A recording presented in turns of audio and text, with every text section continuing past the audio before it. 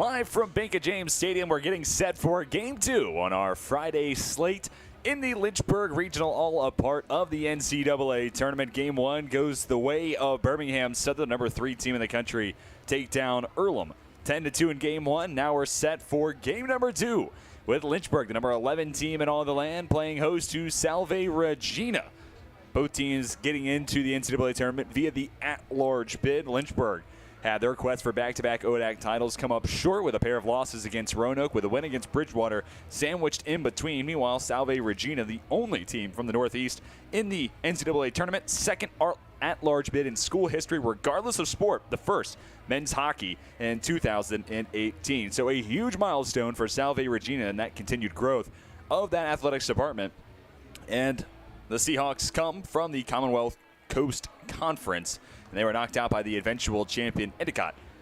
And it's the third straight year where Salve Regina has been able to make the NCAA tournament, fifth of the last 6 years. Appearances in 2016, 17, 19, 2021, and now in 2022.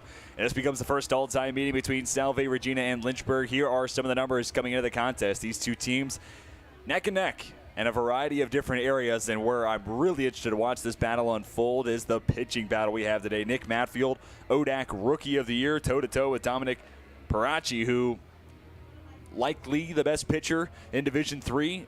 The stats would tell you as much, at least. So it's going to be a fantastic pitching duel. It'll be Matfield taking the bump first against that .315 batting average for Salve Regina.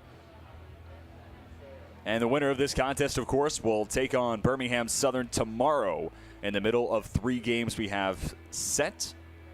First pitch scheduled to be at 2:30. Meanwhile, the loser will take on Earlham tomorrow morning at 11 o'clock. And no seasons will come to a close at the end of this contest, but one of these two teams may be staring down the final 18 innings of their season. And, at least after 9 today, one of these two teams will be proposed with proposition of potentially having their season come to a close tomorrow morning. Lynchburg takes the field. That's Nick Matfield stepping to the mound. We'll show you some of his numbers entering the contest. And as I stated, Lynchburg sophomore right-handed arm, despite being a sophomore academically, named Rookie of the Year after not playing at all a season back. And for Matfield, those are some of the numbers. Opponents haven't fared all that well batting average-wise against, and it's 8.09 strikeouts per 9, a 9-1 record all told, as Matfield gets set for his 14th start of the season. And the batting 9 he'll face against for Salve Regina has Matt D'Amato leading things off, playing left field, followed by first baseman Tyler Canoe. In the 3 spots, the catcher Dylan Ketch, followed by cleanup man and third baseman Will McCarthy. Batting 5th, playing centers Brandon Glover. Then it's the DH Ryan Gratial. Batting 7th and playing right field is Tyler Petrosino, followed by second baseman Chris Veneruso. And then rounding out the card is the shortstop Dustin Cicada. Matfield works exclusively from the stretch and will take on D'Amato, Canoe, and Ketch to start his afternoon. We'll give you the defensive alignment for Lynchburg. The battery made for Matfield is Holden Fiedler behind the dish. The infield from left to right has Garrett Jackson at the hot corner. Gavin Collins starting at short. PJ Alvanos is at second, with Avery Neves making his second career Lynchburg start at first. And the outfield from right to left has Cam Lane playing just his second game in right field since the end of March. Carson Atkins in center, and Logan Webster out in left, with the DH being Riley O'Donovan. So Matt D'Amato stepping to the plate now, and he will be the man to get us underway. .291 average, on-base percentage up and over 400. The first 40 games played this year by D'Amato.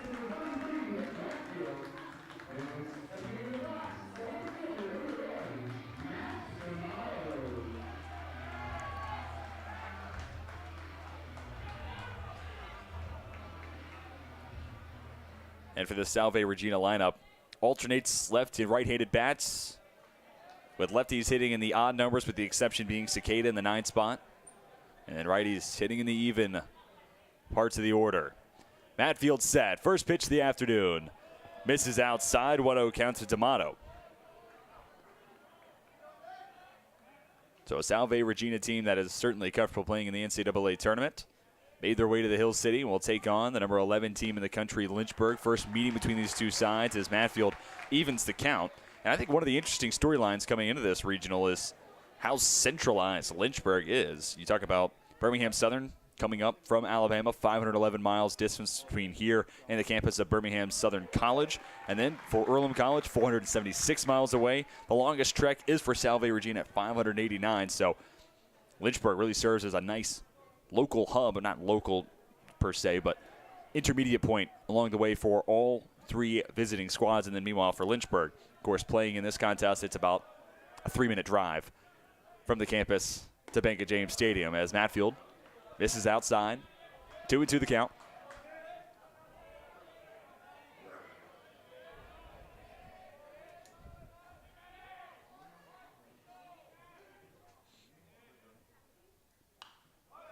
Two, let her high and slap the other way.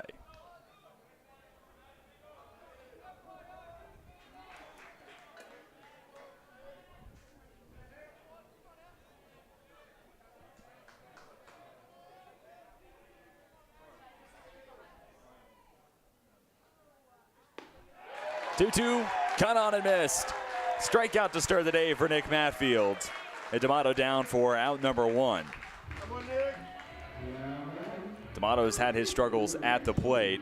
Talk about that more the next time we see him, and including that strikeout, he is now 0 for his last 13. Last hit came on May 11th against Suffolk, where he went 1 for 4. Second man in the lineup cards, the first baseman Tyler Canoe.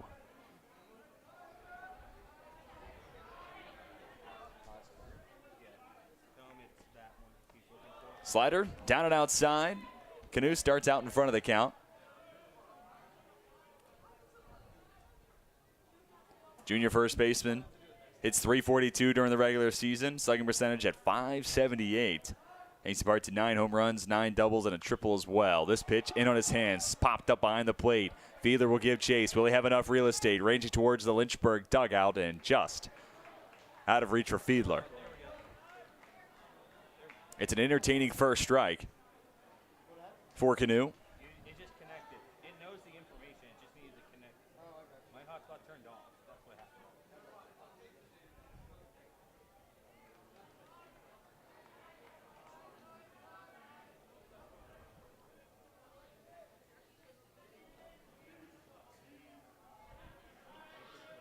Canoe back to the box. Matfield comes set. Breaking ball, fought back up the middle. Nice piece of hitting there for Canoe. That's a tough pitch. Get the bat head around on it, even push it through the middle. But Canoe does just that, has a single. Start his weekend here in the Hill City. And it's the CCC Defensive Player of the Year and second team All-Conference honoree, Dylan Ketch, heading from the left side. Catch hit .348 coming into this weekend. On base percentage at .429, slugging percentage at .456. Not an overly large lead for Canoe at first. He is 10 for 12 on stolen base attempts, though. Matfield misses outside with the first pitch.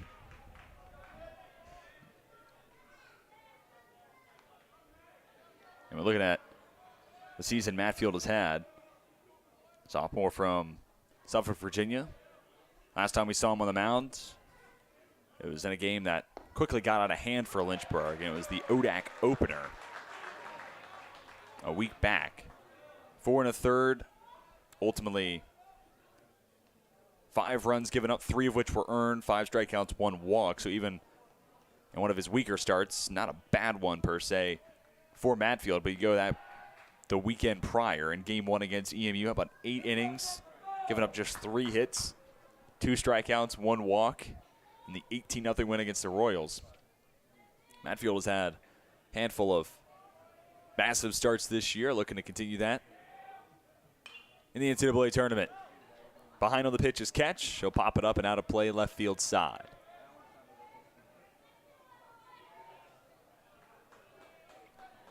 Matfield now with a chance to make it his second strikeout on the game. So not a large lead for Canoe over at first. Salve Regina looking to strike first. And they have maybe the best arm in Division III.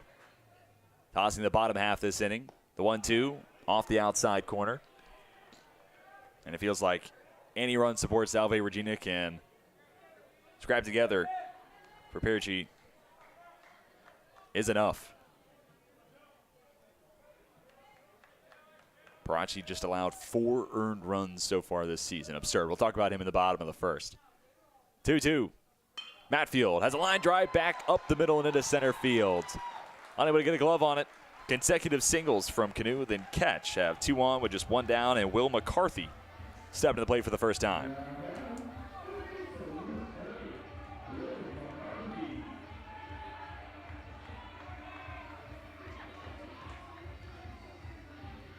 So Matfield finds himself in some early trouble. And now faces the cleanup man with 2 on ahead of him. Talking more about Nick Matfield. He's a guy with a couple of different arm slots. He'll come over the top, but also throw it a 45. And because of that, the pitch arsenal is a little different, but primarily fastball slider with a hint of a changeup. First pitch swinging, McCarthy skies at first base side. Avery Neves ranges over and makes the catch just over the first base wall. One of the top bats in the entire country. Flashing the leather. 2 down now. And that is a massive second out for Nick Matfield, because now it'll take a base knock to try to score the first run of the day for Salve Regina. And especially if you're a pitcher and you know the guy you're going up against on the other side is a talented one, any and all defensive help you can get is necessary. There it is again. Not bad for a guy hitting almost 400 with 16 home runs this year. 2 on, 2 down for Brandon Glover. Glover watches the first pitch, clip the outside corner. Glover, as well as 7-hole hitter and right fielder Tyler Petrosino, named to the CCC All-Conference third team. Matfield steps off, a glance towards second.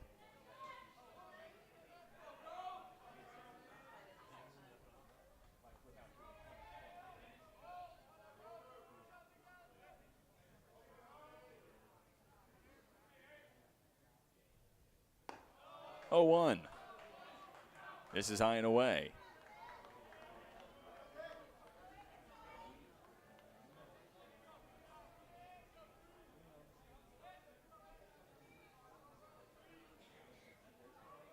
Lynchburg defense playing straight away. 4th best mark in the ODAC. Fielding percentage at 95.9% on the season. As the 1-1 just misses the outside corner, and the Lynchburg fans in attendance will voice their displeasure.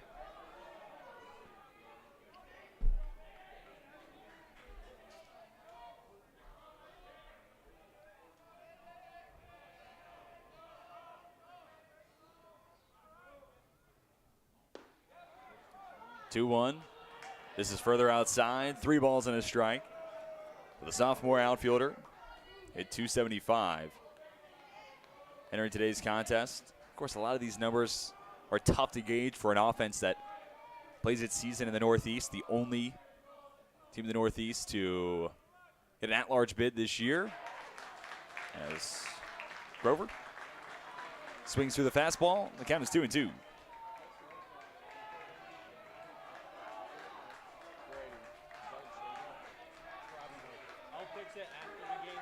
Full count, 2 away. Runners will be in motion as the wind picks up, blowing out towards left center field. Matfield has the signs from Fiedler to the plate. Payoff pitch. Golfed out to left. Ranging back to the track. Logan Webster won't get to it. It'll roll to the wall. 1 run is already scored. Rounding third, Dylan Ketch will touch home plate as the throw goes to third. Not in time to catch Brandon Grover. 2 RBI triple opens our scoring, and the Seahawks lead 2-0.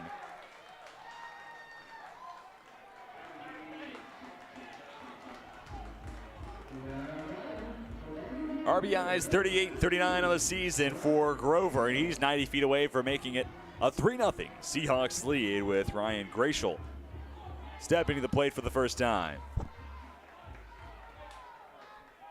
And you wonder how much those 2 runs boost the confidence of Dominic Perachi. He's given up 4 earned runs all year, and now Lynchburg, to win this game, need to score at least 3 against him.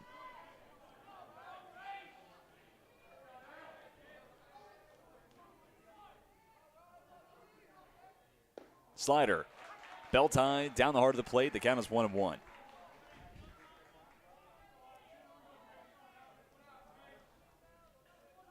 Graceful outfielder as well as a first baseman. 30th game played this season. Chance to pick up RBI number 13. Fiedler sets up on the outside corner. Matfield misses down in the dirt with yet another slider. 2 balls and a strike. As the right-handed arm looks to hold the damage at 2 runs this inning. 3 hits surrendered.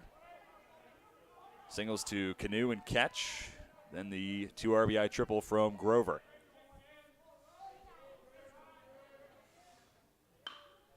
On the ground right side. Alvenos picks it up.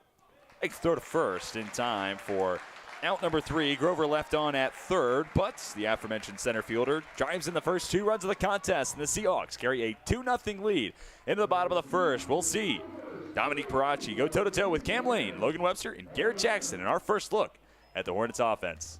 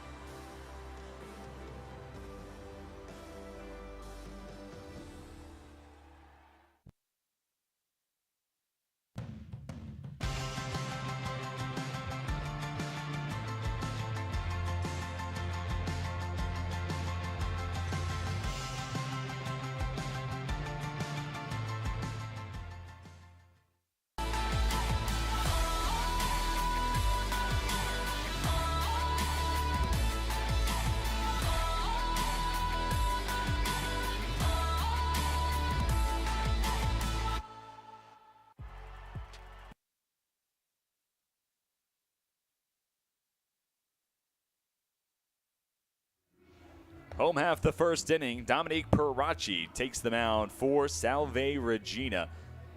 This probably goes without saying, Commonwealth Coast Conference Pitcher of the Year. And when you hear the stat line, you will totally understand why. For Perachi, this becomes start number 11, .56 ERA, 15.31 strikeouts per 9 innings. And he's given up 4 earned runs, 3 during the regular season, 1 more during the conference tournament. He also has a complete game and a 9-0 record into this contest. Hard throwing lefty. He'll go toe-to-toe against the Lynchburg lineup card that has Cam Lane playing right and leading things off, followed by the freshman Logan Webster.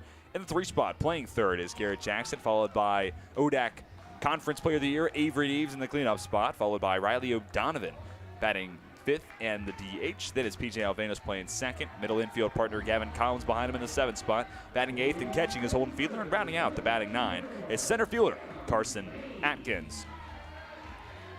Lane to the plate first. 2nd team all ODAC selection. And that comes after regular season that saw the DH/right fielder hit .377. On base percentage at .527. Lane in a left-on-left matchup tries to jump on the first pitch. I love the aggressiveness there against one of the best pitchers, if not the best pitcher, across the country in the D3 landscape. Lane tries to be aggressive, just hooks it foul up the right field line. Last start for Dominic Perachi was 6 2/3 against Roger Williams. Gave up 7 hits, just 1 earned run. 11 strikeouts to 1 walk.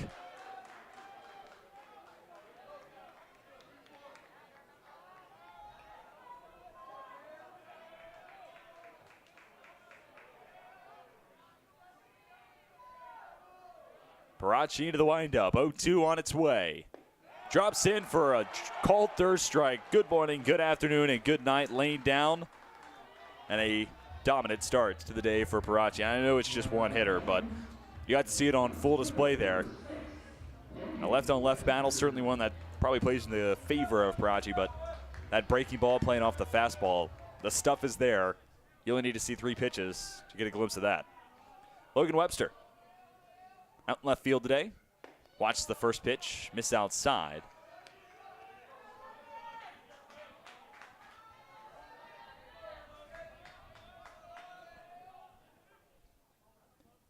Webster average hitting .291 on the season. Watches another fastball. This time it hits on the outside corner. And the first-year player now playing his 37th game. 11 extra base hits, 28 RBIs as well. Now it's Perachi attacking the inside corner. And jumping out in front 1-2. You see 5th-year head coach Lucas Jones, and he's had a ton of success since becoming the head coach for the Hornets. Webster takes the breaking ball, sends it back up the middle, and it boots out of the glove of Chris Veneruso. E4 gives Lynchburg their first runner on. We'll take this opportunity to introduce the defensive alignment for the Seahawks. The battery made for Perachi's Dylan Ketch, CCC Defensive Player of the Year. In the infield from left to right has Will McCarthy at the hot corner, Dustin Cicada at short, Chris Veneruso unable to make that play at second. It's Tyler Canoe over at first. In the outfield from right to left is Tyler Petrosino out in right field. Brandon Grover starts in center. And in left is Matt D'Amato, second team all-conference honoree, as it's an 0-1 count to Jackson. And of course, the DH is Ryan Gratial.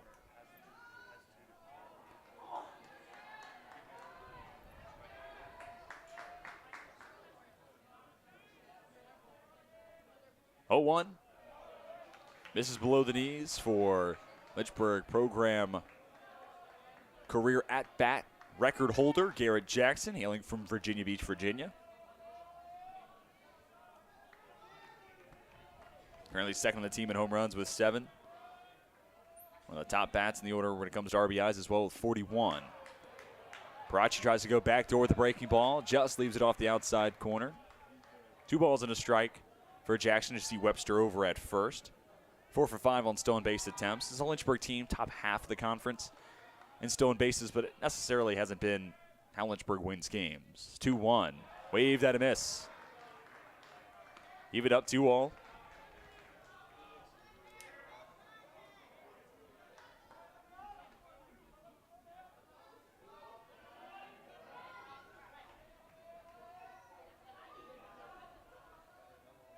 Catch sets up on the outside corner. This pitch catches too much of the plate. Jackson won't let it go by the wayside. Turns on the fastball. Gives Lynchburg their first hit of the day. Webster up to second. 2 on, 1 down. Lynchburg looking to respond after surrendering 2 runs. Top half this inning after the 2 RBI triple from Brandon Grover. And to the plate, Avery Neves hitting .420 entering this contest. 16 home runs, 63 RBIs, slugging percentage at .860. And this feels like a spot, obviously really early on in this contest, but Lynchburg don't know how many opportunities you're going to get like this against Perachi. You certainly want to take advantage of it, even more so when it's Avery Neves, the guy at the plate, looking to come through in the big spot early. The 1-0. Misses away. Numbers for Neves. First in the country in walks. Second in the ODAC in batting average. First in home runs. When it comes to on-base percentage, how about top 3 in the nation? Neves underneath this one. Skies it foul. It will get out of play. As Dylan Ketch turned and gave it a glance. And then to round out my point on Neves, how about top 8 in the country in slugging percentage, top 9 in total bases. Yeah, he's a pretty good baseball player, and we saw what he did with the glove. Top half this inning. 2-1. Close miss. Perachi wanted the call, won't get it. Hitter's count now 3-1.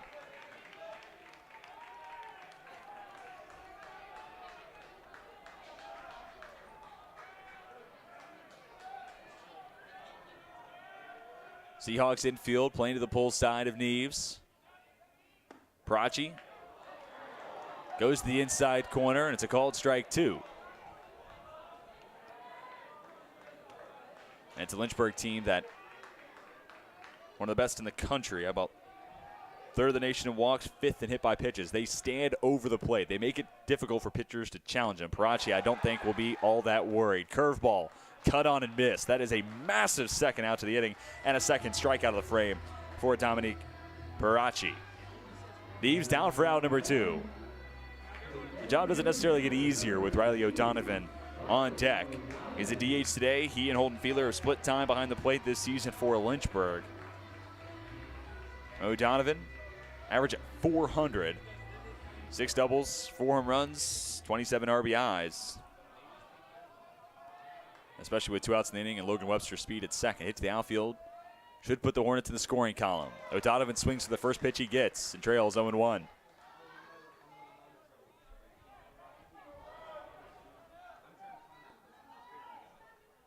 And the Lynchburg lineup card that's without Josh Dorman, who had become a staple, specifically in the 7th spot and playing at first, and that's forced the Hornets to shift things around, include O'Donovan moving up to the 5-hole.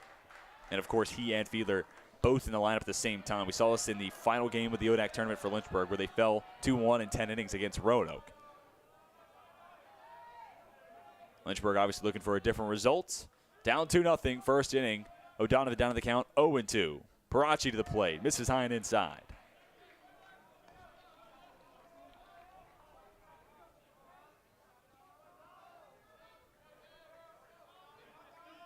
More than 20 pitches thrown this inning for Perachi, and Lynchburg can have the superstar lefty exit this game sooner rather than later. That will go a long way. O'Donovan skies the breaking ball. It's going to stay in the infield. Called by third baseman Will McCarthy, who holds on for out number 3. 2 runners left on, and a 0 next to the Lynchburg line makes it 2-0 as we step aside, come back. Top of the second inning, Seahawks out in front of the Hornets in the early goings.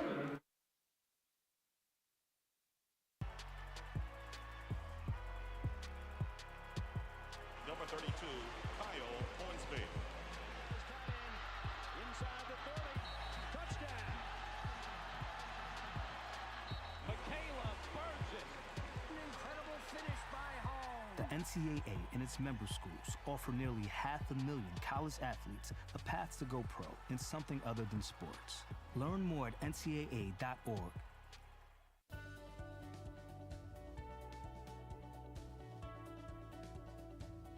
I just wanted to get good grades and to do well. But it also made me realize that I have a lot of career goals. You're there to get a full college experience, not only participate in your sport, but participate in things outside of that. And it's all about growing as a person. My coaches have helped me with figuring out who I really am. Their lives are dedicated for us to succeed.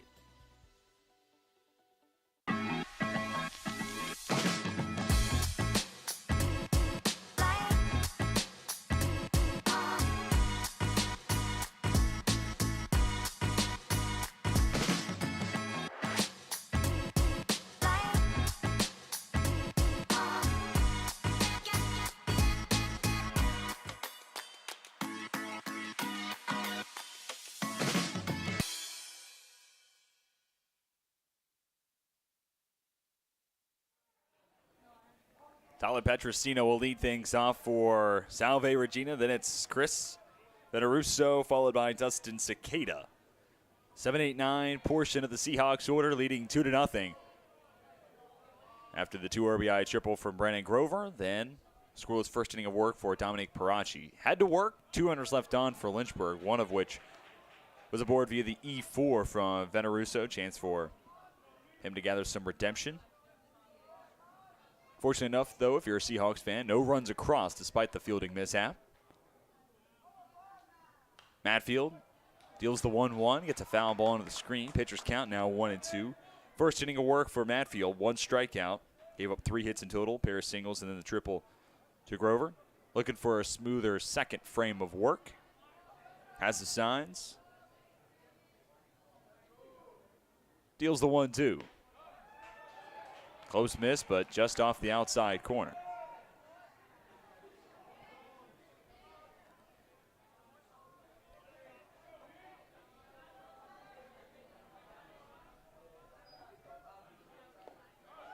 Nicked into the glove of Fiedler, who holds on. Second strikeout of the day for Matfield, Petrosino. Down on strikes in his first at-bat. Veneruso hits from the right side. I noted this in the first inning. It's alternating left and right-handed bats, 1 through 8, and then it'll be Veneruso here hitting from the right side, followed by another righty in Cicada. Then it'll be back and forth once we get to the top of the lineup card. Matfield misses outside with the first pitch.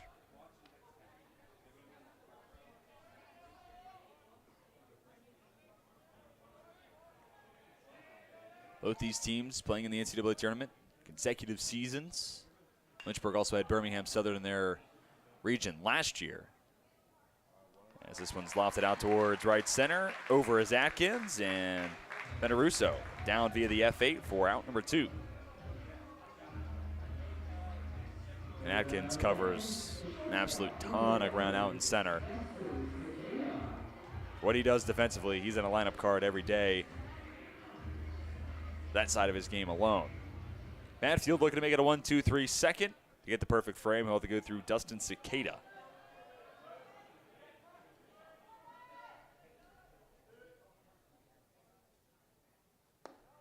First pitch breaking ball, misses outside. Bottom of the first inning, we showed Coach Lucas Jones for a moment.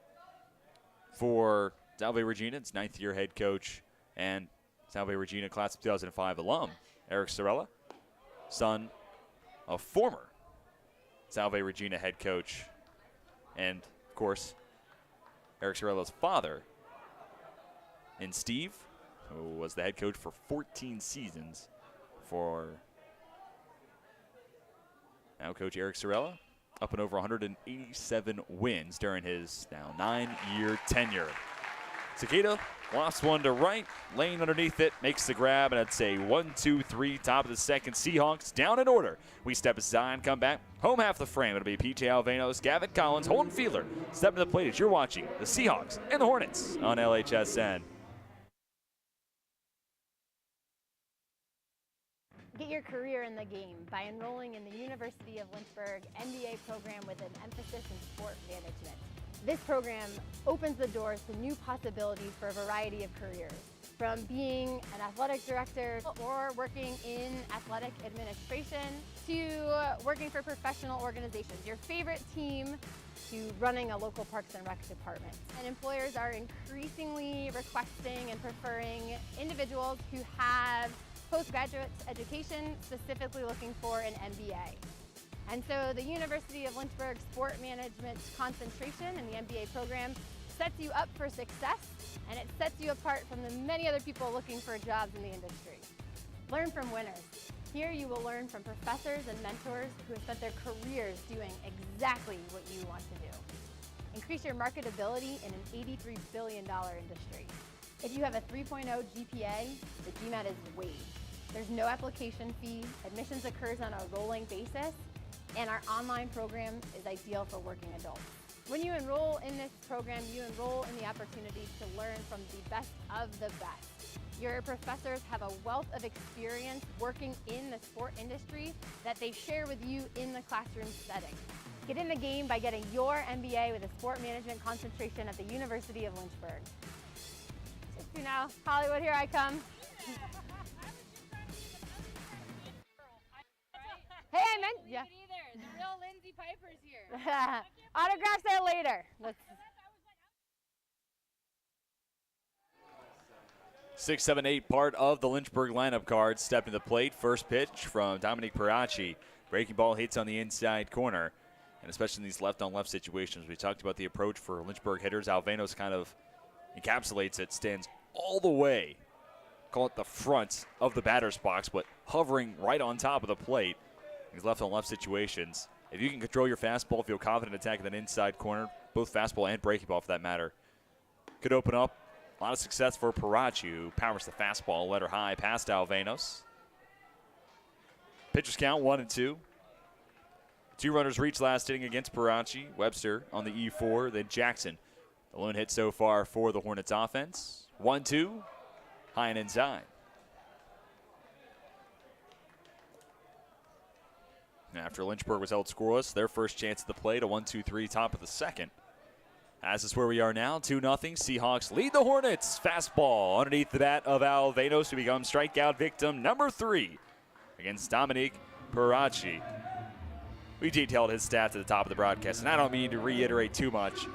He gave up 1 home run this year, and it came against eventual conference champions Endicott in a game where he tossed 8 innings, allowed just the 1 earned run, 11 strikeouts to 1 walk. So, make 1 mistake pitch. I think most teams will be okay and live with that. But again, north of 15 strikeouts per 9 innings, especially over the sample size, over 65 innings now. That's dominance. There's no other way to put it. Southpaw in the windup, 1-1. Breaking ball off the end of the bat of Collins. Sent to center. Ranging to his left. Making the grab is Grover. And Collins becomes out number 2. 4 in a row retired by the left-handed starter for Salve Regina. And Collins 0 for 1 to start his day as Holden Fiedler gets his first at-bat.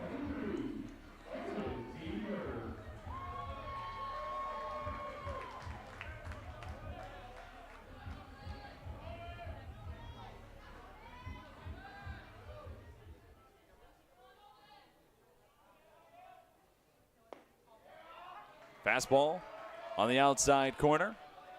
Going back to that strikeouts per 9. Last thing, I promise, Perachi, how about 3rd in the country in that stat?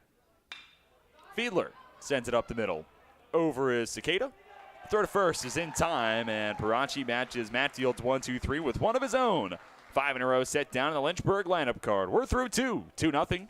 Seahawks lead the Hornets in day 1 of the Lynchburg Regional of the NCAA tournament. Diving in college taught me to strive and be the best athlete I can be, but also the best student I can be. My coaches always made sure that the student comes first, because not everyone's going to become a professional athlete.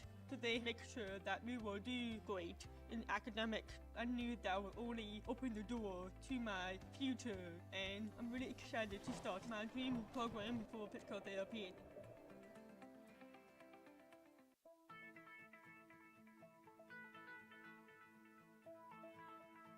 College has given me the flexibility to pursue my passions and my interests, and I've recreated my identity for myself aside from just being an athlete. My greatest personal discovery has been that I am capable of doing things that I didn't know I was capable of doing. To be able to study what I wanted to and continue to play the sport I love, all of those things came together very nicely in one package in Division III.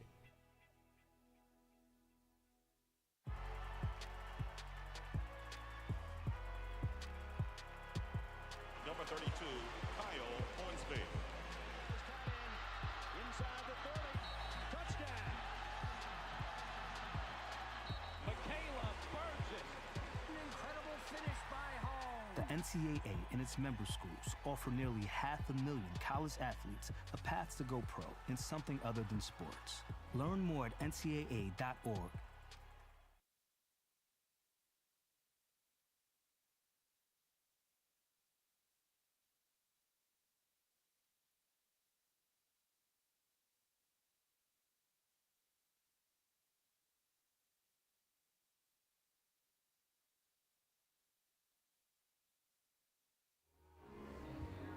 Inning number 3 between Salve Regina and Lynchburg. Top of the lineup card scheduled to the plate for the Seahawks. Matt D'Amato, second team all Commonwealth Coast Conference. 0 for 1 today, though, with a strikeout to get us underway.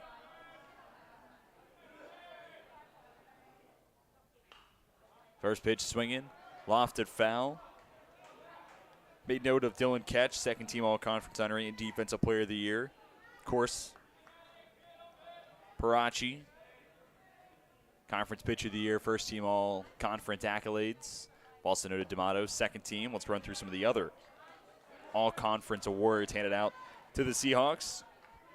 Michael Breen, first team, as well as Dustin Cicada on the second team. Brandon Glover and Tyler Petrosino were honorable mentions. And those players, all but Breen, already in the lineup card and seen today as you get a look at the Seahawks dugout. Trying to find some shade. It is a toasty afternoon here in Lynchburg, Virginia, as Matfield set for the 1-2. Line to left. Ranging in, Webster will make the grab for out number 1.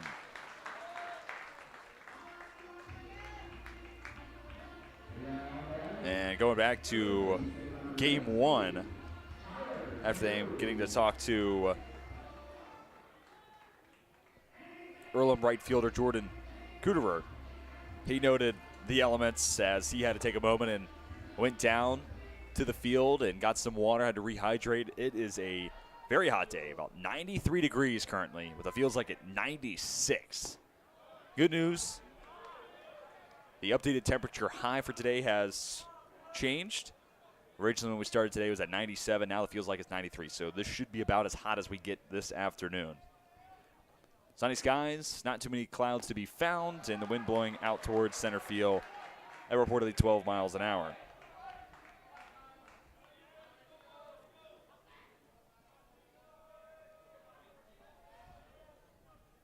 Tyler Canoe, 1 for 1 with a single. The 1-1 comes his way. Rolls over the breaking ball, sends it to Collins at short. Fields fires, throw to first is in time, and there's now 2 away. So after the 2 RBI triple from Brandon Grover, how about 6 in a row retired by the Lynchburg starter Nick Matfield? Talk about settling down. I'd say he's done just that. That's going to be massive, keeping the opportunity ajar as deep in this contest as you can and try to open up opportunities for your offense. Strike some success against Dominique Perachi. That or drive his pitch count up, get him out of the game, get to the Seahawks bullpen and see where the game takes you from that point onward.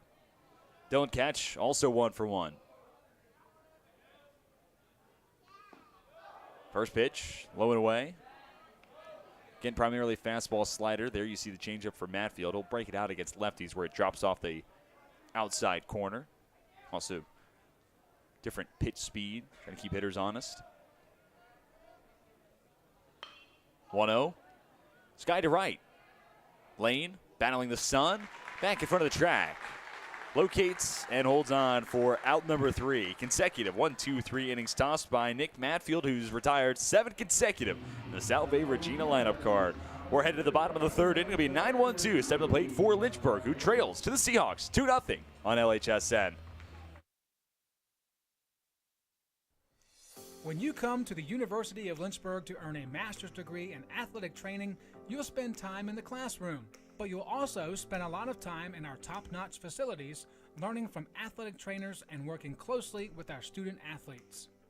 In the Graduate Cadaver Lab, you'll learn about the human body in the best way possible, by actually studying the human body.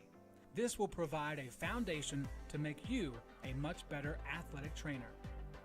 In the Athletic Training Laboratory, you'll get hands-on experience, practicing your skills, applying concepts from the classroom, and working with faculty on research projects. It's also where our hydrotherapy facilities are.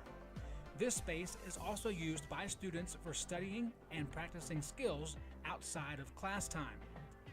In the Sports Medicine Clinic and Turner Gymnasium, you'll work with student athletes from more than 20 NCAA Division III sports teams, helping get them back to practice and into the game as soon as possible. As an athletic training student, you're a big part of the success of our sports teams and the success of the local athletic teams. We see this relationship as a win-win situation. You learn, and that helps us win.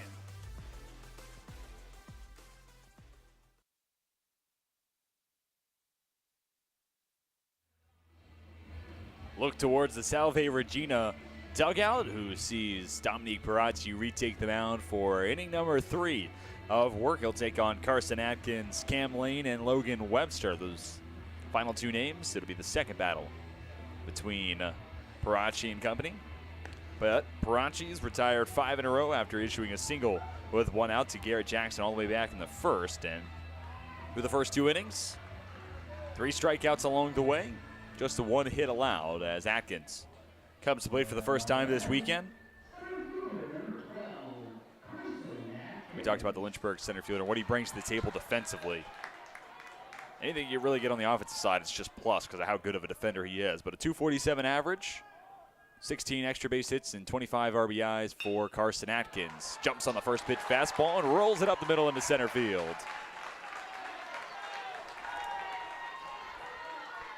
First time either team's had the leadoff man on. And Carson Atkins has speed to spare over at first. 8 of 12 on stolen base attempts, but you see it when he's in the field. That's a guy who can move. Now, of course, it'll be tough to run on the lefty. Perachi, it'll take a good jump. It'll take a good read, but those are in the cards. Cam Lane, second time up, 0 for 1. He, like Atkins, tried to jump on the first pitch he got. Nearly sent it up the right field line, but it did go foul, and ultimately Lane goes down as a strikeout victim.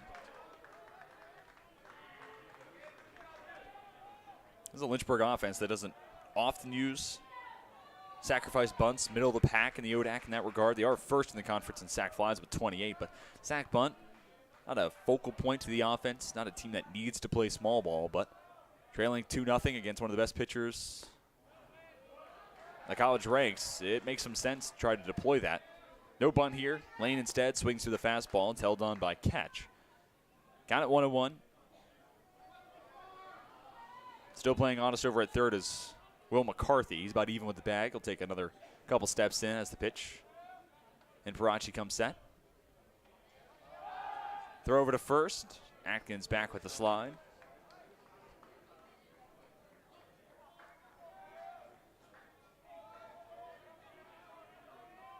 There's Coach Lucas Jones at the third base line, already up and over 100 career wins, or in his 5-year tenure with the Hornets. Back to the breaking ball for Perachi, and Lane again can't get it down. Pitchers count now 1-2, and not really fair to say again can't get it down, but when Lane showed bunt initially, it was a curveball that missed the zone. So, couple of curveball, couple of bunt attempts for Lane, nothing put in play. And now the right field will have to battle. Curveball, cut on and missed. Lane down on strike for a second time, and it's the 4th strikeout in total for Perachi.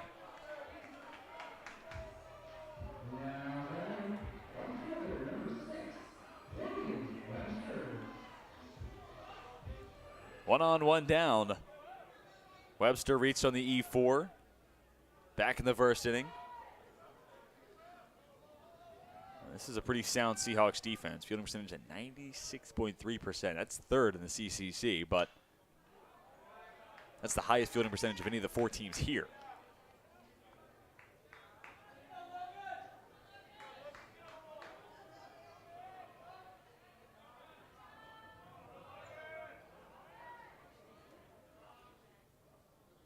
Oh, 1.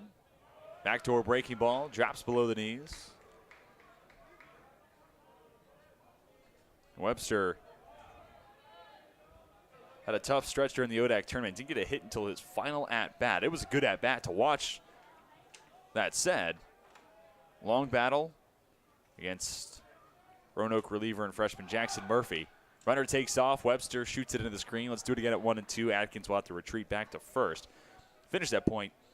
The reason I mention it is Webster is a freshman. He swung it well. The success has been there pretty much all year long, except for the ODAC tournament. That was really the first time we saw Webster deal with a lot of trials and tribulation. In that final at-bat, long battle, 3-2, eventually gets a pitch in on his hands, fights it over the shortstop's head. It was a really nice show of overcoming some adversity for Webster. And if you're a Lynchburg fan, you're hoping to see that continue into this regional. It's a 1-2 off the outside corner. You're going back to Birmingham Southern, who won game 1 today, 10-2. Coach Jan Weisberg noted using freshmen like starter Joey White and the first reliever Connor Adams, trying to get them experience. They've gotten comfortable playing these settings, but the more they play them, the better they'll get. And something similar here with Logan Webster for Lynchburg and across all 4 teams here. It's a tough proposition to put forward on a first-year player. Hey, you're going to be stepping into a starting role, or hey, this is the role for you, and it's a big one. But once you settle into it, you get more comfortable, the numbers start to get better, and then the higher level of stages you get, it kind of resets, but it allows you to get better and better against stiffer competition. It's a 3-2, sky and foul, first base side. Webster kind of putting on display what I'm talking about here. Not going down easy against, again, maybe the best arm in Division III.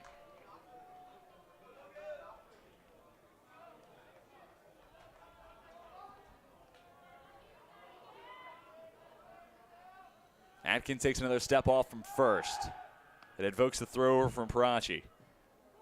By the way, talking about Atkins, that single lead off this inning ended a stretch of 5 in a row, set down the Salve Regina starting left-handed arm.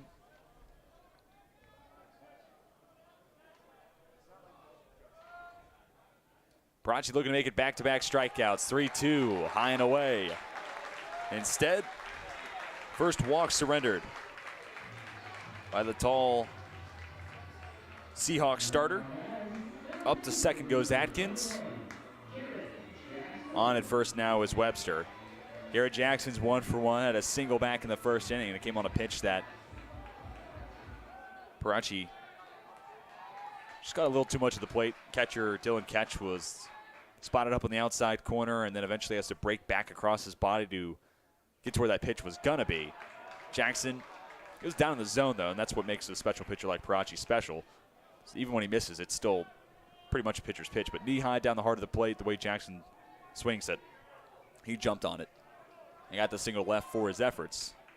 A hit here with Atkins at second puts Lynchburg in the scoring column. Instead, the 1-0. Hit high right field. Charging in. Petrosino calls for it. Makes the grab, and there's 2 away. Nice communication there from Petrosino and Veneruso coming in from second. That's a play where, go back to late February, early March, that ball might hit the ground just because you're still trying to work out the communication, and when you're both calling forward who trumps who, there you see, rightfully so, the outfielder calls off the second baseman, Petrosino, calling off Veneruso, respectively. Evolution and growth of baseball throughout the course of the season is something to marvel at, and what really is just a fly out to right. Feels like a prettier play than what it actually was. 2 on, 2 down for Avery Neves. Second battle between 2 of the best players in the country. First pitch, clips the inside corner. Neves not happy with the call, but he trails 0-1. It's a good battle the first time these two were juxtaposed to one another, but ultimately, Perachi picked up the strikeout. It was his second of now 4 on the day. Leg kick in the 0-1. Misses high.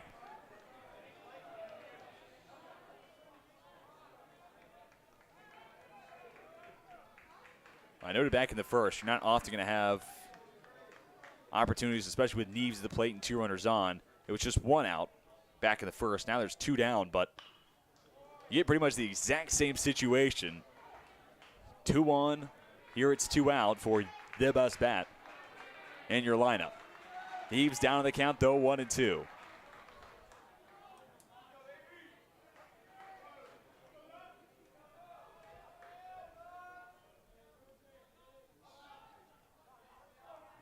Sizable hole on the right side of the infield.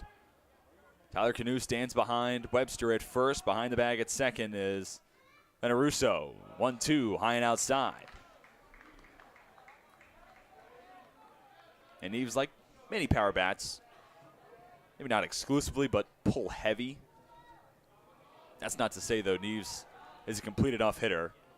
Able to drive one back up the middle, typically where you'd find a second baseman. That's where the gap is right now. 2's across the scoreboard. Perachi goes fastball. Neves fights it away.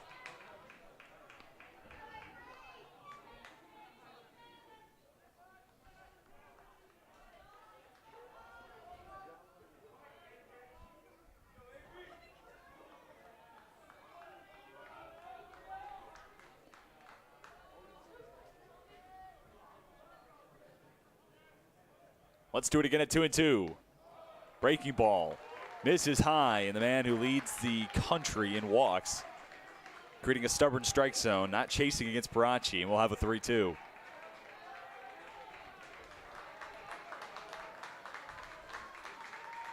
Runners will be in motion. Perachi misses high with the fastball, second walk of the inning, and it loads the bases. Atkins up to third. Webster behind him in scoring position at second. Neves on for the first time today at first. Bases loaded. 2-out spot for Riley O'Donovan. O'Donovan's 0 for 1. Popped out the third for the final out back in inning number 1. Now a chance with Webster at second. A single could tie us up. Neves leads the way for Lynchburg and stolen bases. Maybe not be the fastest player, but the stats show Neves can move, especially playing in a minor league park.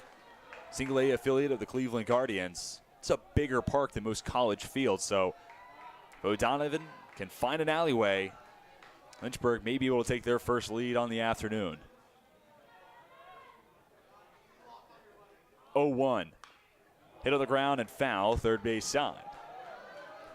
So now an 0-2 count for O'Donovan to try to dig out of. Other side of the same coin, Perachi with eyes on strikeout number 5 this afternoon. Next pitch will be the 56th. Today from Dominique Perachi. Curveball. Popped up. Infield dirt, fringe meets outfield grass, catch is made.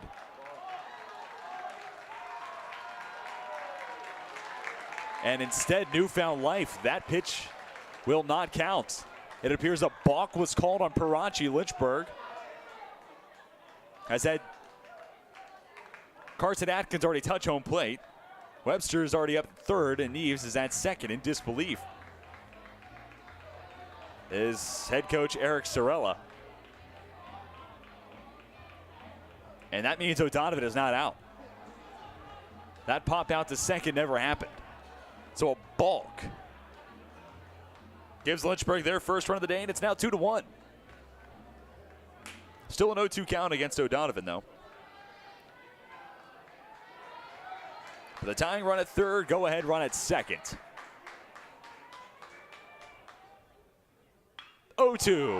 Hit hard, left field. D'Amato back to the wall. He won't get to it. Kiss it goodbye. 3-run home run. Riley O'Donovan moves Lynchburg out in front for the first time. 4-2 Hornets.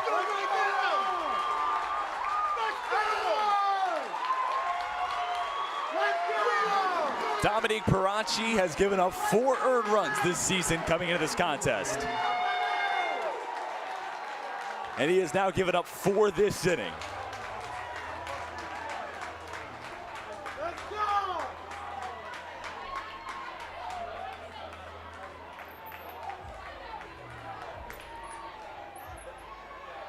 And what a turn of events.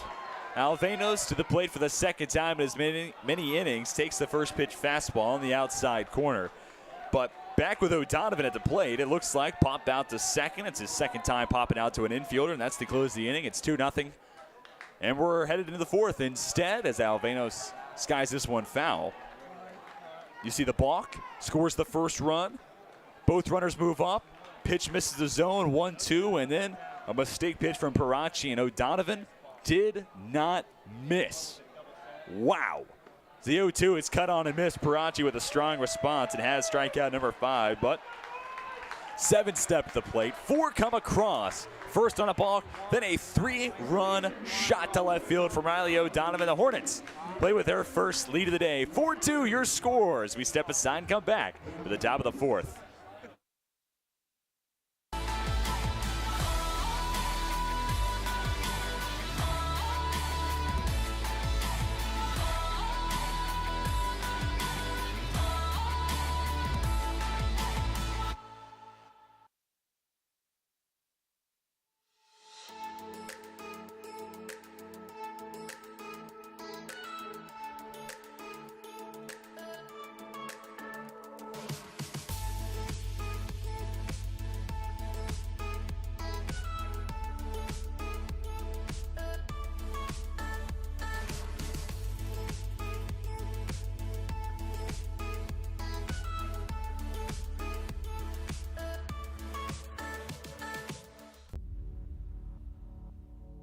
To them, the whole world looks like an opportunity, one to be seized, built upon, and made better for their sport and the people around it. To student athletes, every opportunity is a chance to change what could be and show the world what opportunity can do.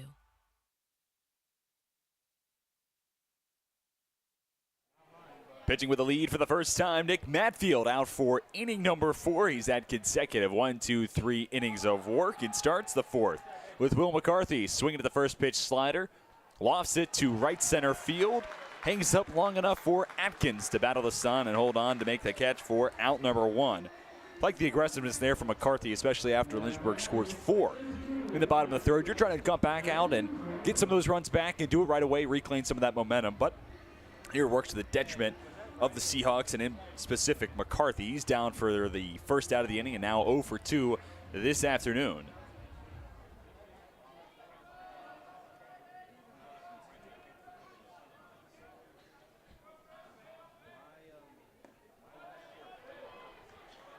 First pitch on the way to Grover, 1 for 1 with the 2 RBI triple back in the first.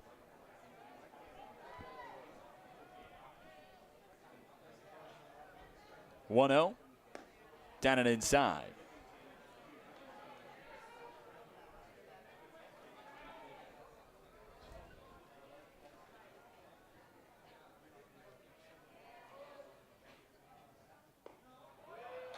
Nice change of pace for Matfield. Clips the outside corner. It's 2-1.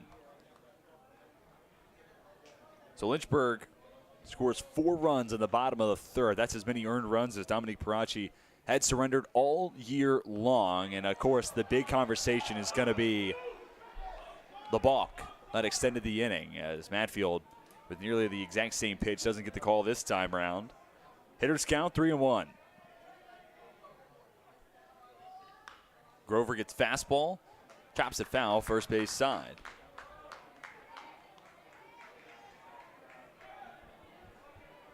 But the balk comes with O'Donovan at the plate, and it looks like the ruling was Perachi never came set. Because of that, O'Donovan does not pop out to second, like Grover lines out to second here for out number 2. And it becomes the 9th consecutive player in the Salve Regina lineup card to be retired by Nick Matfield. But to finish the point about last half inning, the balk scores Atkins, keeps O'Donovan at the plate. 2 pitches later, 3-run home run out over the left field wall. And it moves Lynchburg out in front, 4-2. A home run for O'Donovan, by the way, his 5th on the season, tying him with Gavin Collins for 3rd most of any player on the Lynchburg roster.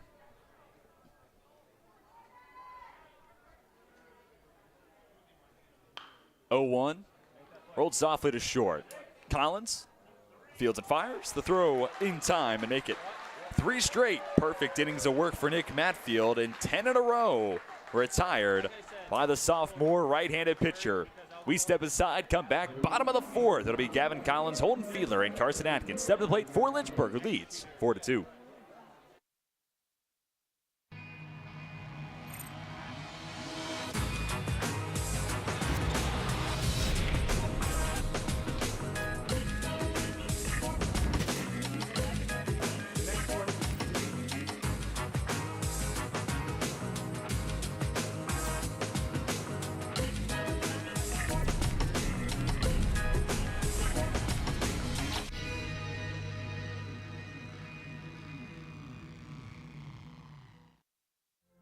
Football has taught me a lot throughout my life. It's definitely had a huge imprint on who I am as a person. Competing at a Division III level created that opportunity for me to go to college.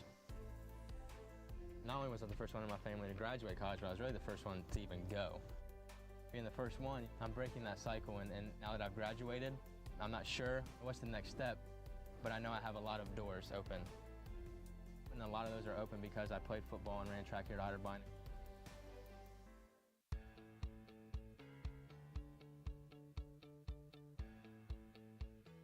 Being a part of the different activities and organizations that I've been a part of, I'm actually able to see myself where I'm like, hey, I actually can make a change. I'm one person that can make a difference. Division III has helped me to develop.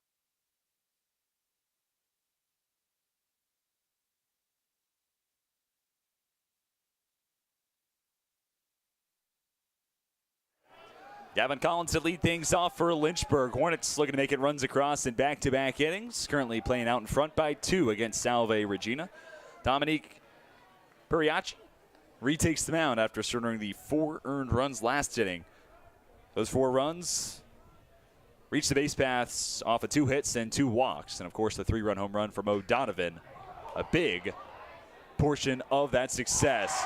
Loud contact from Gavin Collins. He'll get it over the head of Matt D'Amato. 1 hop and it's at the wall. Leadoff double for the Lynchburg shortstop. And the Hornets offense picking up right where it left off to end last inning. 4th hit of the game for Lynchburg. 2nd extra base hit. Collins on in scoring position now for Fiedler, who's 0 for 1 with a ground out to short.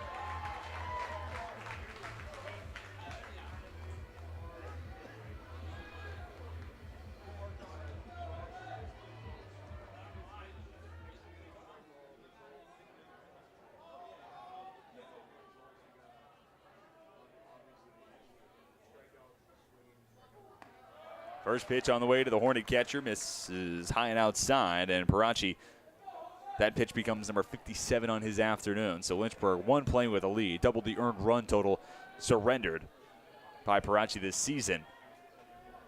But also in a spot where the lefty might have to exit this contest in the next 2 to 3 innings. Now, granted, in a weekend tournament where you suffer 2 losses, your year's done. You're a starter. You're probably not pitching again the rest of the weekend. So Perachi also might be on the line for 120, 125, 30 pitches or something like that today, and might be able to force himself through 7. 2-0, high and away.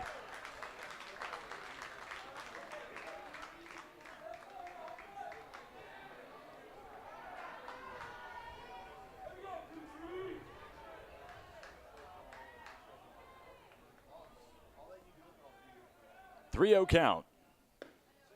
Hits on the outside corner to make it 3-1. After Fiedler is Carson Atkins, and he was the man that came around to score on the balk.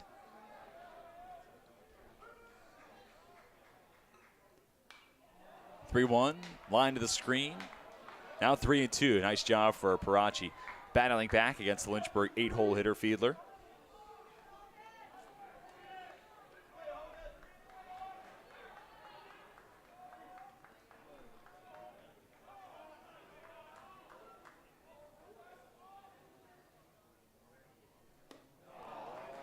Fastball. Fiedler can't help but chase and becomes strikeout victim number 6 at the hands of Dominique Perachi.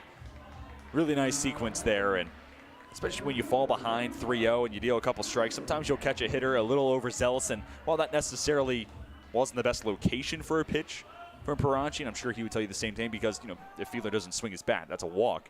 But sometimes you catch a hitter overzealous, and Fiedler, after watching 2 strikes, or watching 1 and fouling off another, looking to jump on a pitch and make a play. Instead, can't make contact. He's out number 1 with Carson Atkins. Watching the first pitch he gets in for strike 1.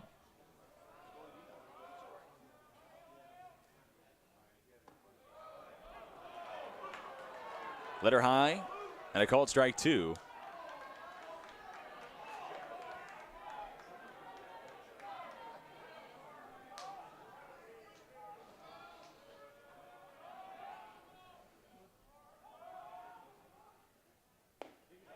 Back to the breaking ball, and a called 3rd strike on the inside corner.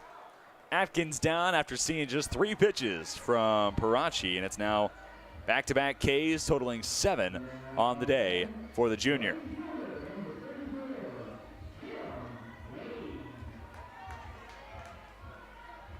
Cam Lane's 0 for 2 with 2 strikeouts. Chance to turn around his afternoon with Collins still on at second after the leadoff double.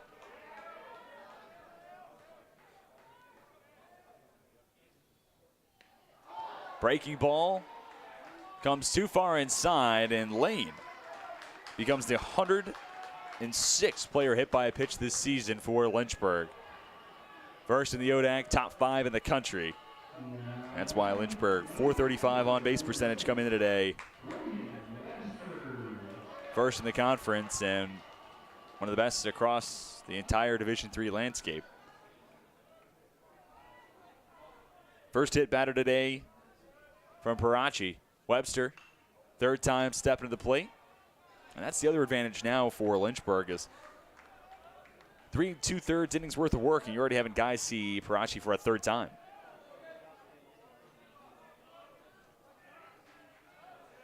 And it's already 4 runs, 4 hits for Lynchburg, and the offensive numbers might only get more and more favorable.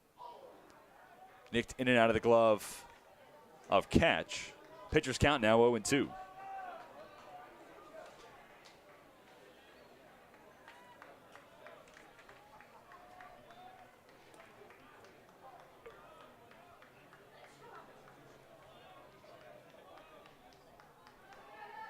Here it is again.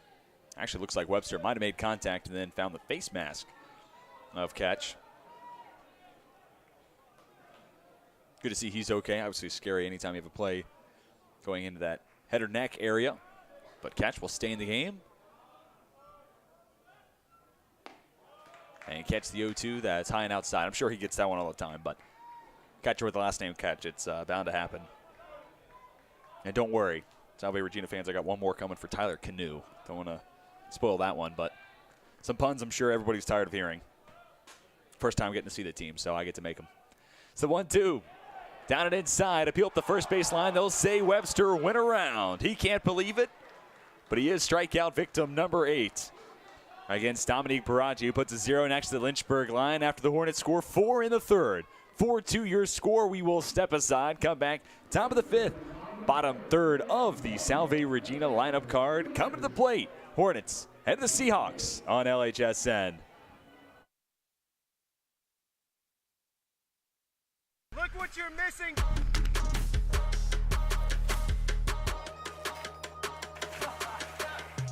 It really don't matter to me. I'm just happy to be here. I might go crazy.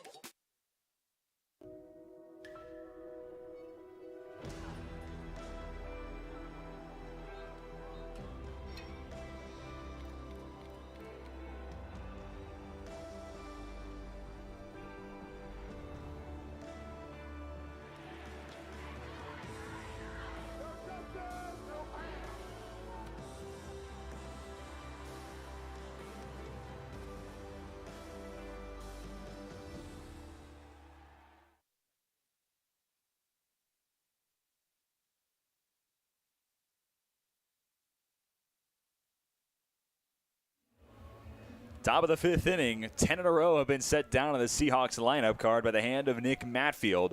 Looking to continue that stretch after 3 consecutive perfect innings of work. You'll see Tyler Petrosino, Chris Veneruso, and Dustin Cicada this half inning.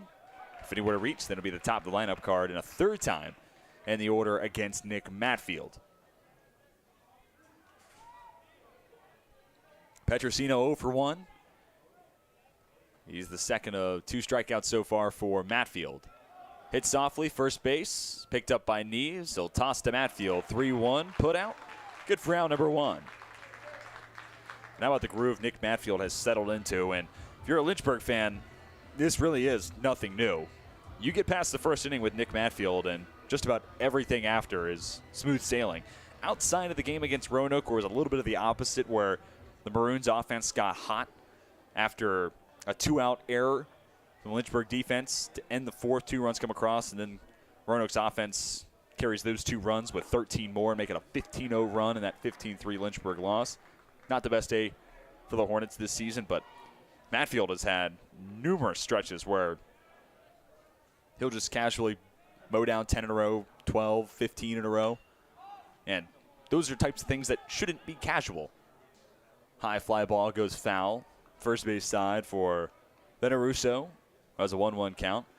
That's exactly what's happened this season for Nick Matfield. Did something similar against EMU in the first round of the ODAC tournament. I'm looking to find another example as we speak. Fiedler sets up on the outside corner. It's interesting to see Veneruso standing all the way on top of the plate And it looks like Salve Regina might try to do something similar that Lynchburg did, especially after Cam Lane hit by a pitch last half inning. I wonder if that invokes any extra emotion or incentive for the Seahawks to say, all right, if you're going to stand over the plate, get guys hit by a pitch, and it's not going to be ruled that you didn't evade or try to get out of the way, we'll fight fire with fire. 2-2 the count per our home plate umpire.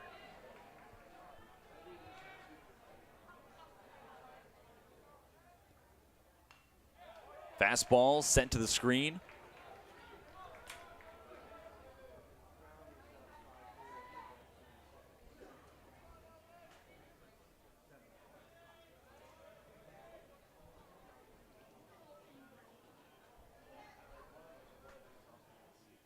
Two comes inside, and Veneruso hit by a pitch that ends a streak of 11 in a row set down by Nick Matfield. And change your approach, and good things comes a result for the Seahawks. And I actually had just found a perfect example of Matfield getting on a roll, and there's another look at the hit batter. And it was Nick Matfield's cruising and a Lynchburg win against, now I've lost it. I might drop the point now. Not the first time he's done that this season. You kind of get the idea. We had tripped down for Holden Fiedler as stepping to the plate as the tying run, Dustin Cicada. And I think that conversation probably stems from what we're talking about and some of the emotional aspects of things that we can't see and we're not actually a part of because we're not on the field. But after what looks like Veneruso gets noticeably closer to the plate, then gets hit by a pitch. All, of course, after Cam Lane was hit by a pitch last half inning. Feels like one move was in the response to the other. And then after Veneruso gets hit, that could be just a conversation between Fiedler and Matfield saying, hey, if they want to stand over the plate, we'll adjust. Don't worry about it. Don't let it get under your skin. It's okay. We will counter what they do. And Matfield stays calm, deals first pitch strike. Cicada. Back to the slider. Drops off the outside corner.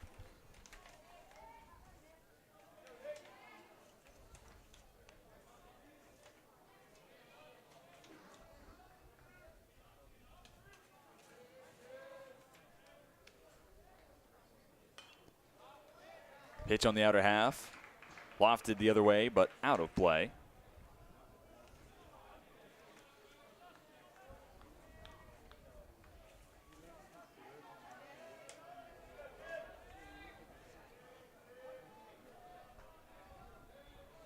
Not an overly large lead over at first for Veneruso. Breaking pitch on the inside part of the plate. Golfed out towards left field. One hop and it's at the wall. Webster quick enough to it. That'll force Veneruso to hold at third, but it's a one-out double from Cicada, putting two runners on in scoring position with just one out this inning. The top of the lineup card due next against Matfield. Wind starts to pick up, and it's actually blowing out towards right center. Wonder if that kept that deep fly ball in the park. But now the go-ahead run comes to the plate in the form of Matt D'Amato, who's 0 for 2 so far this afternoon with a strikeout and a flyout. Down that game I wanted to mention, and it's actually a good game for Lynchburg against number 24 then, CNU. And to end his outing, Matfield retired 12 in a row before giving way to Grayson Thurman. So now that I got that off my chest, we can finally move on with this game. And before we can actually do that, before we get to the top of the lineup, it'll be a trip to the mound for associate head coach Travis Beasley. And it does look like Lynchburg will have some activities start to ramp up in the bullpen. Looks like an arm already starting to throw as former ODAC and South Region Pitcher of the Year, Travis Beasley, also former member of the Boston Red Sox farm system, talks it over with his starter Nick Matfield. And we have a lemur sighting here at Bank of James Stadium. That is Grayson Thurman, the country's leader in saves this season with 12, getting loose. And after Lynchburg lost game one of the ODAC tournament against Roanoke, everyone was pretty vocal about how much harder that makes the road towards the championship series, but also the championship itself that much harder. Because if you lose game one, you're moved in the loser's bracket and you need to win 4 straight to be the champs of, in this case, the region. So you can see the onus that Lynchburg's putting on this first game, getting on the right foot. They want to see Birmingham Southern tomorrow at 2:30. So we may see Thurman early on this weekend.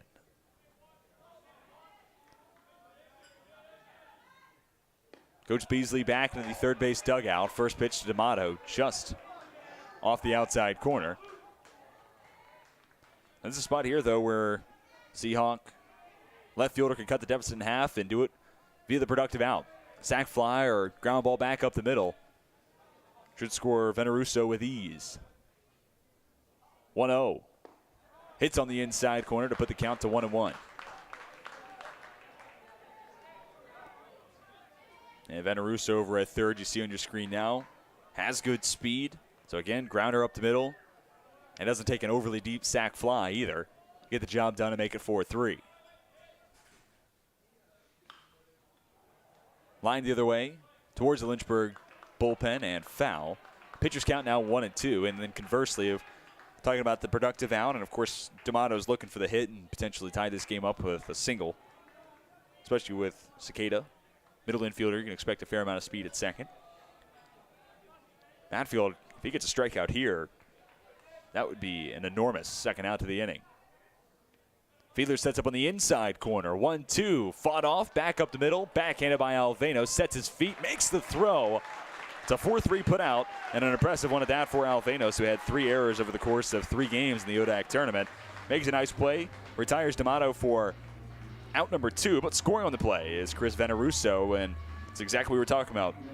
Get a ground ball back up the middle, be a productive out, keep things moving forward, and it's now a 1-run ball game. 4-3, Lynchburg still playing with a lead, and the tying run now 90 feet away after Cicada moves up to third on the ground out. And another trip to the mound for associate head coach Travis Beasley. This might mark the end of the day for Nick Matfield, and Tyler Canoe is the man that's due up next. 1 for 2. A single and a ground out to short. We will have a pitching change. We'll step aside and come back and tell you about the new arm for the Hornets. The Thurminator headed out to the mound for Lynchburg, who holds a 1-run lead over Salve Regina. When we come back, 2 down, runner on at third for Tyler Canoe versus Grace's Thurman. Is it Earlham? Is it pronounced Earlham? It's Earlham, and it's a place for amateur farmers, Athletes, artists, barefooters, world changers, do-gooders. It's a place for you. and it'll change your life for good. A single thread is unique. Like each of us, full of purpose and potential. A strand designed to connect, strengthen, and unite. But we face different challenges and have different opportunities. By acknowledging that others may struggle in ways we do not, we can celebrate our differences, embrace each other, and fortify the ties among us. A single thread can fray, yet when it's woven with another, a bond forms. A new strength created by the fabric of the whole. Let's embrace the fabric we make together, the diversity of our threads, to reach beyond ourselves and overcome the impossible. The true power of our game comes from unifying our individual backgrounds, connecting our unique stories, enabling us to be stronger, braver, greater. We can achieve so much more when we are all as one. What a season! The confetti is gonna fall. Here she goes, and she's got it. How sweet is this, and how wonderful for the sport.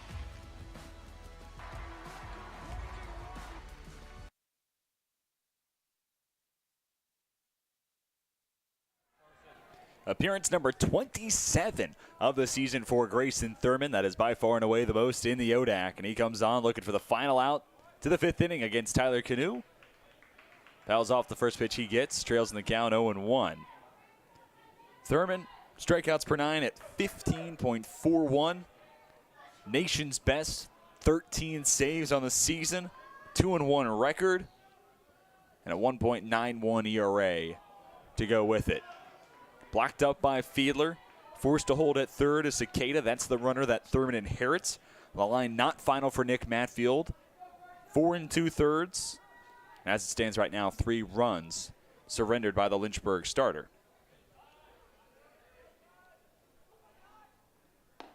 Thurman hits on the outside corner.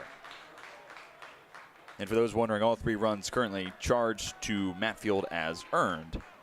And it's no walks, 2 strikeouts to round out the line for the Lynchburg starter. Thurman looking to hold the damage at 1 run across. 1-2, misses high. And Grayson Thurman, you may look at him and say he's a closer. He's had 2 appearances out of now 27. That have been 1 inning. Everything else has been longer. So this is not your ordinary closer. 2-2 rolled foul.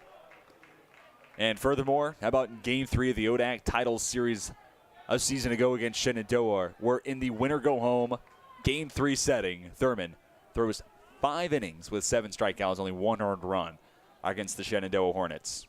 So he's accustomed to pitching on a big stage, and he's accustomed to be able to go more than just 1 inning. Thurman gets through this inning, it's likely his game unless he runs into trouble. 2-2, the 12-6 curveball down in the dirt, and again blocked up by Fiedler. Couple of big stops for the Lynchburg catcher. And for Thurman, for those who haven't seen him, it's primarily fastball and that 12-6 breaking ball.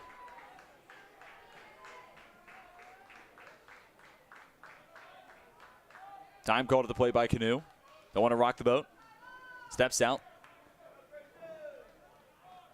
And I apologize, Seahawks fans. That was the one I had to get out.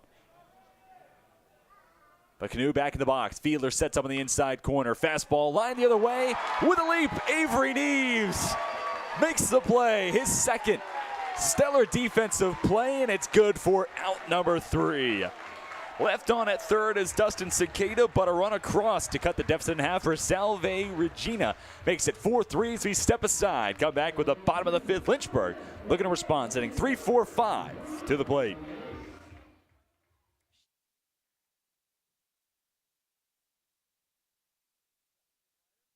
I learned a lot of valuable lessons playing college football. I never thought about the health benefits of exercise until I actually started to talk to coaches in college. It's not only just for performance, it's for life. My coaches instilled the importance of well-being, not only building up strength, mental health, getting enough sleep, eating properly is all what it is to be healthy. I decided that I want to go in a personal trainer and share my knowledge that I obtained in college about physical and mental well-being. Think a private education is too expensive? Think again. At the University of Lynchburg, you can get a personalized education for the cost of a state school. If you're commuting and you get our top scholarships, you could pay much less. And you get all that without the hassle of giant lecture halls. Our faculty know your name here and do more than just teach. You might even do research together and plan out your next career moves.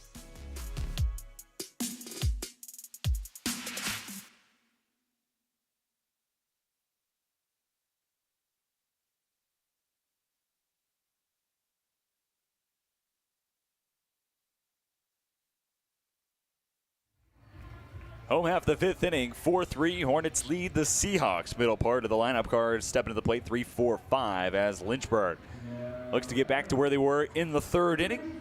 And Riley O'Donovan plated 3 of those 4 runs. Will hit 3rd this frame. And it's currently 1 for 2 today, including that 3-run home run back in the 3rd inning. But Jackson will lead things off for Lynchburg. 1 for 2. The hit came back in the 1st. Dominic Perachi out 4. His 5th frame of action and tosses pitch number 73 on the afternoon. How about 8 strikeouts to 2 walks? Those 4 earned runs against Perachi's ledger. The strikeout stuff has been put on display and on cue. How about that big breaking curveball landing at the knees of Jackson? I really don't know if you're a hitter how much you can really do with that pitch. That puts Jackson in the hole 0-2. Southpaw into the windup. Back to the curveball, and it's down in the dirt. Run across in the top half of this inning. Thanks to an RBI ground out for Matt D'Amato, just in case you missed it. That cut the deficit in half for Salve Regina, made it 4-3. So we're about halfway through. 1-2, letter high, and Jackson goes down looking. Strikeout number 9 for Perachi. He's got back-to-back Ks. Struck out Webster for the final out in the 4th. Sets down Jackson with the backwards K for the first out to the bottom of the 5th. Avery Neves, 0 for 1 at the plate. Drew a walk, came around to score in the 3rd on that O'Donovan 3-run home run. Well, really where Neves has made his impact today is defensively. Had a really nice grab and foul territory up against the railing back in the 1st inning, coming off the bat of Will McCarthy. And then you saw for out number 3, at top half this inning, a line drive shot off the bat of Tyler Canoe, sent to his first baseman counterpart Neves, who leaped up, showcased some good athleticism, and snared the missile for out number 3. 2-0, left off the outside corner. Count swells to 3-0.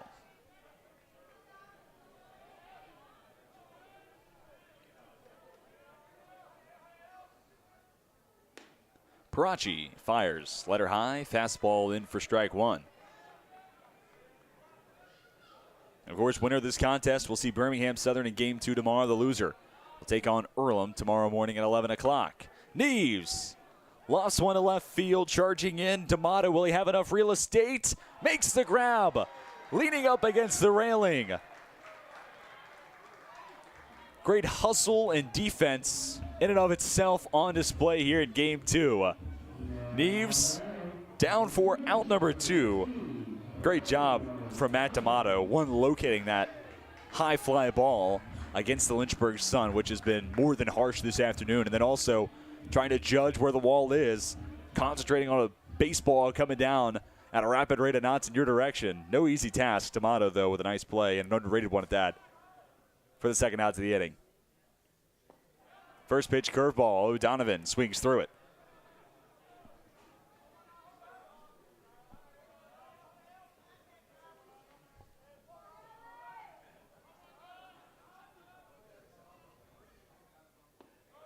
Same pitch. O'Donovan lays off, and the count evened up. 1-1.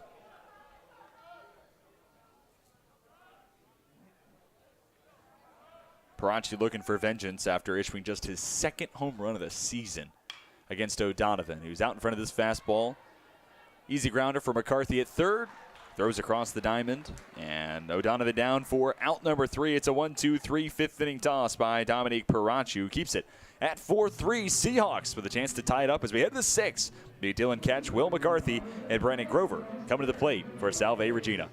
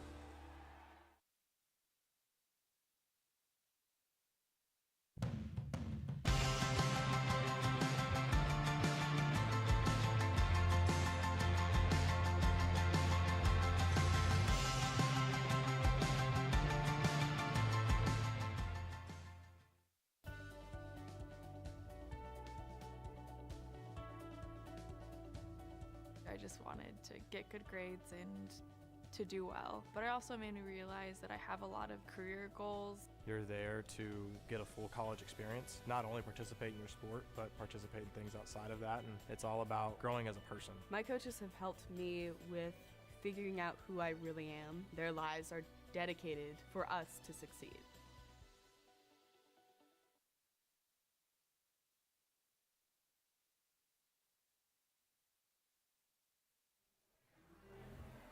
Dylan Ketch will lead things off for Salve Regina. The catcher's gone 1 for 2, came around to score. And a 2-run top of the 1st inning. One more run comes across, top of the 5th for the Seahawks. And those are the 3 runs, with Lynchburg scoring all 4 of their runs so far. Home half the 3rd. That catches you up to where we are now. 6th inning of action. Grayson Thurman out for his first full inning of work. Got the final out with some help from Avery Neves over at first, retiring Tyler Canoe on that line out to the aforementioned Neves. And for innings 6 through 9, I have a hard time thinking if Thurman doesn't run into trouble, this is going to be his game to close out, which may end his weekend. But you play one game at a time, you survive one day at a time in these tournament settings. Sent to left, down for a base knock in front of Webster. Second hit of the day for Dylan Ketch.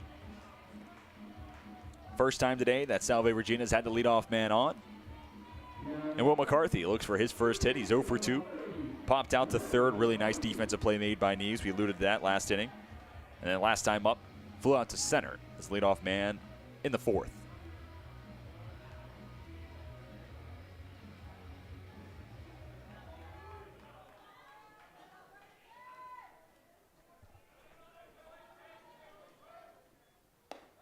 Fastball misses high.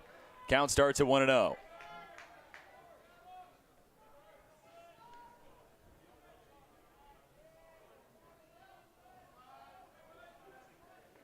Catch 6 of 10 on stolen base attempts this season as Thurman will keep him honest over at first.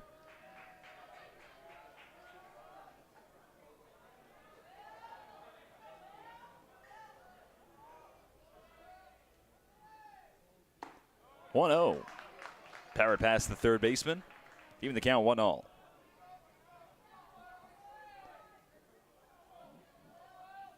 And I don't know for how much longer, but Thurman versus Perachi.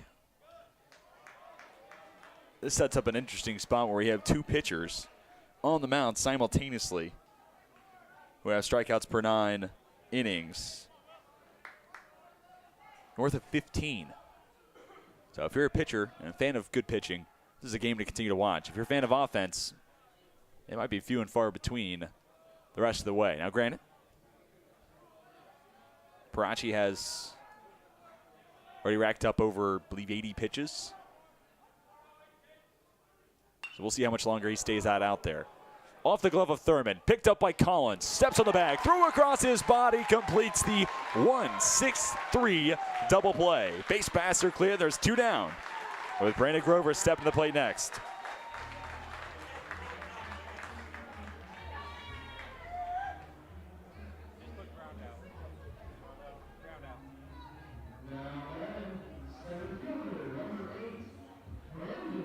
The 29th double play of the season for Lynchburg. And it is one that you don't often see, but how about the ability for Gavin Collins to track that baseball coming in his way, adjust the change in speed after it goes off the glove of Thurman, field it cleanly, step on the bag, deliver a strike, a cross-body throw, not your normal throwing platform, but Collins makes it look easy. And now Brandon Grover, 1 for 2, had the 2 RBI triple to open today's scoring back in the first. Then hit a soft line out to P.J. Alvenos at second. Here he trails in the count 0-2. See some Lynchburg fans in attendance. Obviously not a far travel for Lynchburg faithful. Plenty of fans congregated right out in front of the press box behind home plate. Makes for a little bit of a home field advantage for Lynchburg, which, by the way, the Hornets went 21-2 at home this year. So if that's what equates out to a home field advantage, then Lynchburg may well be in good hands. On neutral fields, Lynchburg 3-2, Salve Regina 5-5.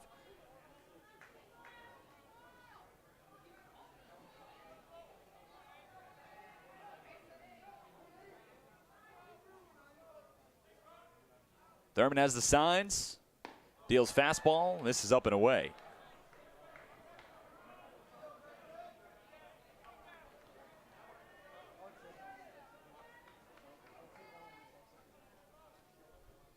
Breaking ball, freezes Grover.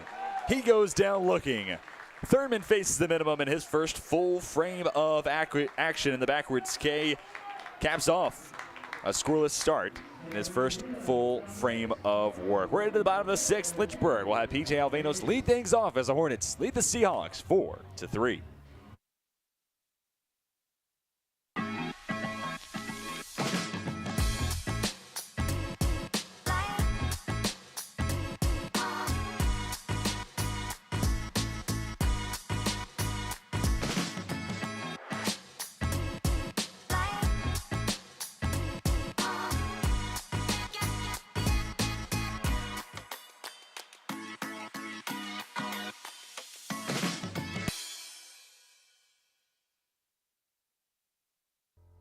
having in college taught me to strive and be the best athlete I can be, but also the best student I can be. My coaches always made sure that the student comes first, because not everyone's gonna become a professional athlete. So they make sure that we will do great in academics. I knew that would only open the door to my future, and I'm really excited to start my dream program for physical therapy.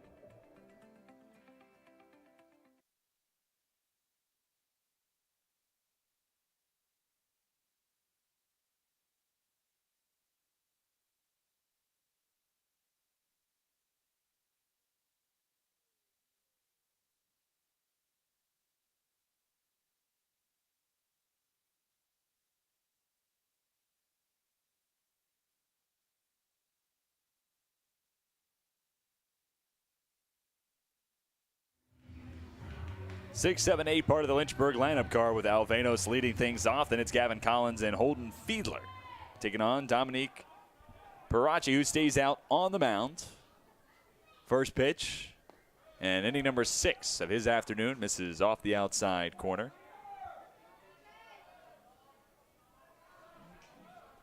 Alvenos has had a hard time working against Perachi.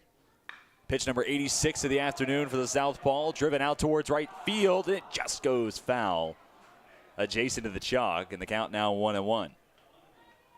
Alvenos has gone 0 for 2 strikeouts against Perachi. Nearly collected the 3rd extra base hit of the afternoon for Lynchburg. All for naught. He's back to the box. We get set for the 1-1.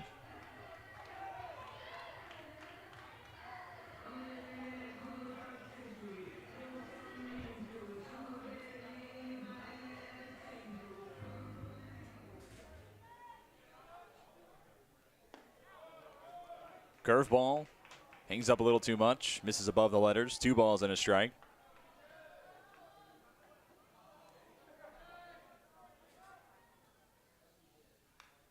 Fastball shot to the screen, and all of a sudden the count's 2-2.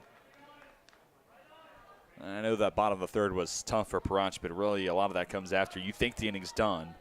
You see a catch made by Veneruso over at second. You're on your way back to the dugout. Instead, balk, then it leads to a 3-run home run. Those are the 4 earned runs, but Perachi otherwise has lived up to advertising. Another curveball missing high. Full count now for Alvenos. See a strong Lynchburg crowd gathered behind home plate. Lots of red in attendance this afternoon. Payoff pitch, high and away. Just the 3rd walk issued by Perachi. Even seeing that is an abnormality. Just the 3rd time this year where Perachi's given up 3 or more walks. His most was 4 against Roger Williams. And he gave up 3 at Nichols back on April 2nd.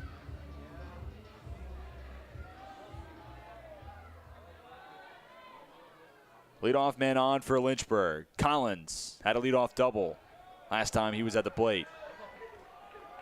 Curveball ruled outside. And Perachi looking to recollect himself and find the strike zone with consistency like he has been for the first 5 innings. Back to the breaking pitch. Another miss. Going back to my point about Salve Regina's starting arm. 4 runs across the 3rd. Bit of bad luck, and then ultimately O'Donovan beat you on 1 pitch, but he has lived up to advertising, and anytime he's fallen behind 3-0, 2-0 like he has here, he's been able to respond and get back into counts and at least get him to even state like we saw with Alvenos. Collins turns on the 2-0, sent to center, laying out, diving grab, Brandon Grover. Add another web gem to this game's highlights. Collins robbed of the hit. 1 down now, bottom of the 6th inning.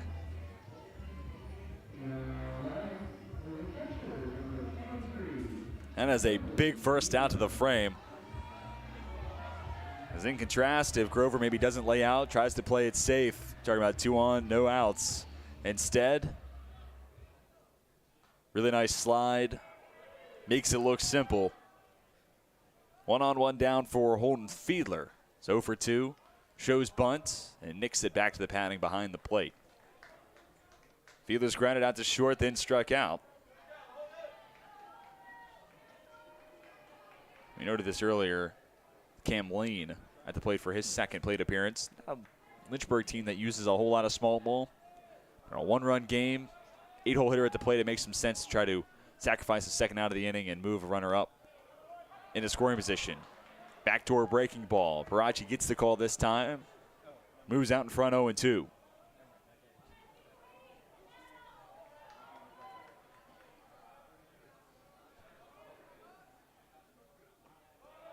Curveball down in the dirt.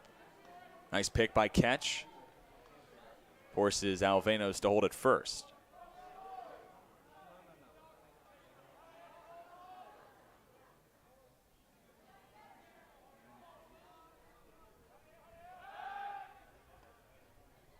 Throw over. Alvenos is back standing. And Alvenos has not been somebody who's very active on the base paths this season. 1 for 1 on stolen base attempts, but Perachi certainly playing with Fiedler, messing with his timing and his comfortability at the plate. Goes high fastball, 1-2. It's lined to center, ranging back. Rover able to cover the necessary ground and makes it back-to-back outs. Recorded by the center fielder. There's 2 away now.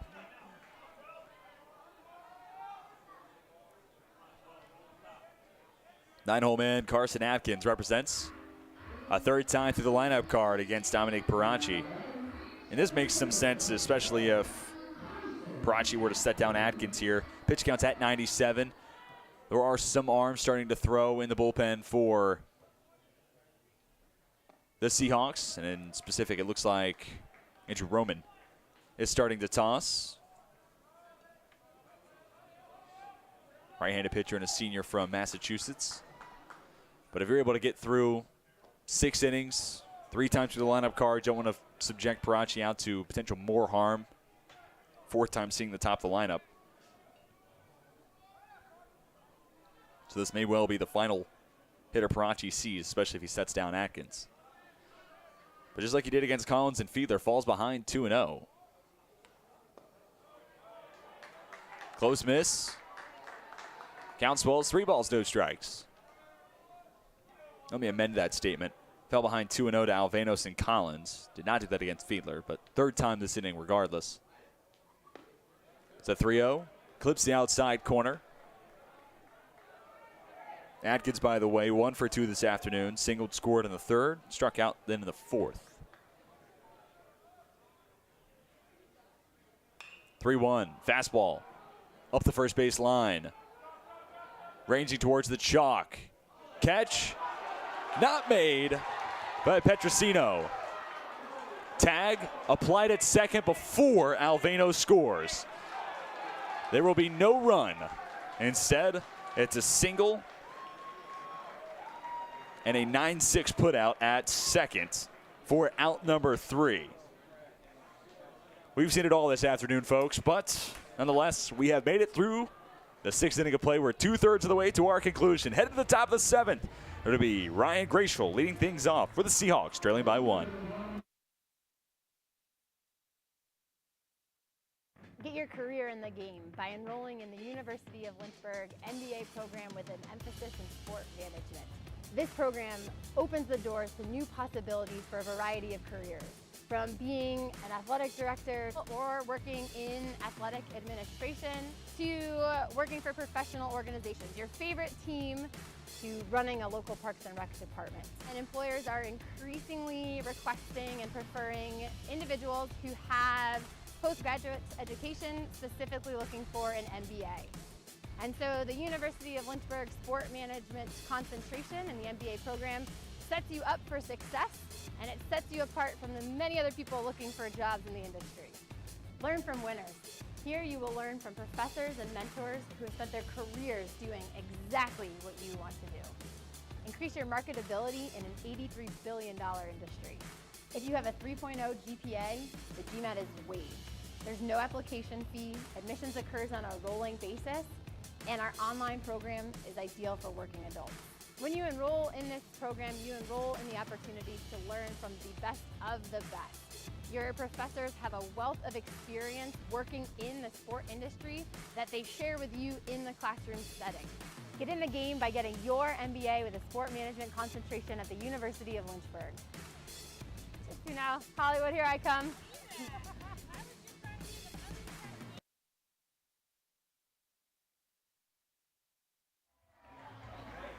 On to the 7th inning of play, and I have to issue an apology. It will not be Ryan Gratial leading things off. Instead, the DH will be pinch hit for. It's Ryan Platt, who comes to the plate for Salve Regina. And after Platt, it's scheduled to be Tyler Petrosino, then Chris Veneruso. Grayson Thurman faced the minimum in his first full inning of work. Falls behind 1-0 to Platt. 21st game played this year. The sophomore infielder. 286 average. Platt drives one to center. Tracking back, though, Atkins there to make the catch, and there's one down. And just in case you missed it, that first full inning for Grayson Thurman started by surrendering a single to Dylan Ketch, and then 1-6-3 double play up the middle. A backwards K against Brandon Grover. Put a 0 next to the Seahawks line, kept it 4-3 as it feels like this game is going to stay close the rest of the way. 12-6, misses high. And we'll see what Salve Regina wants to do once we get to the bottom of the 7th inning. Will it still be Dominique Perachi on the mound? Same pitch. Thurman gets the call. It's now 1-1. Petrosino 0 for 2, has struck out and then grounded out. 3-1 put out his last time up. Swings through another 12-6. Pitchers count now 1-2.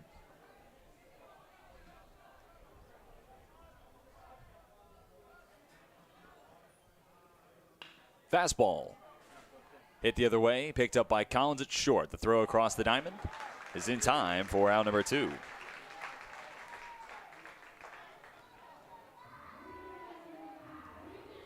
And give a ton of credit to this Lynchburg defense, a team that gave up 7 errors, maybe 8 over the 3 they played last weekend at the ODAC tournament. Defense has been as smooth and as polished as it gets. No errors so far, just 1 error in this game, and it came from Salve Regina. So a big step in the right direction for the Hornets. Those errors really cost Lynchburg a ton, specifically in the 2 games against Roanoke. 1-0, knee high, and a called strike 1.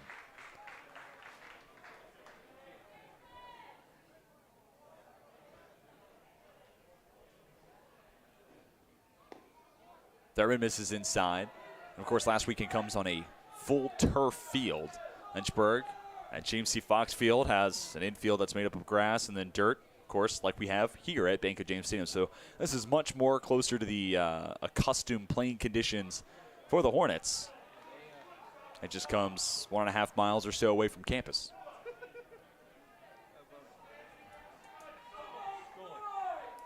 Veneruso 0 for 1, was hit by a pitch his last time up, came around to score. 3-1, misses high, and Veneruso aboard at first. And Veneruso on a team with some giants. I mean, Canu, the first baseman, 6'5". Dominique Perachi, another towering human being at 6'3". And then you have Veneruso, who's 5'5". And his smaller stature certainly helps as he takes the 5-pitch walk with 2 away in the inning and sends Dustin Cicada back to the plate. First pitch, a called strike 1 to the shortstop. 1 for 2 today, had a double. His last at bat.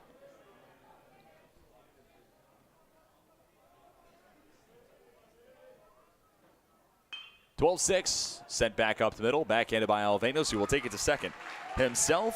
4 unassisted. Good for out number 3. No runners left on for Salve Regina, and it's back-to-back scoreless frames thrown by Grayson Thurman. We'll step aside as we're stretching from Bank of James Stadium and head to the bottom of the 7th, top of the order, coming to the plate for the Hornets.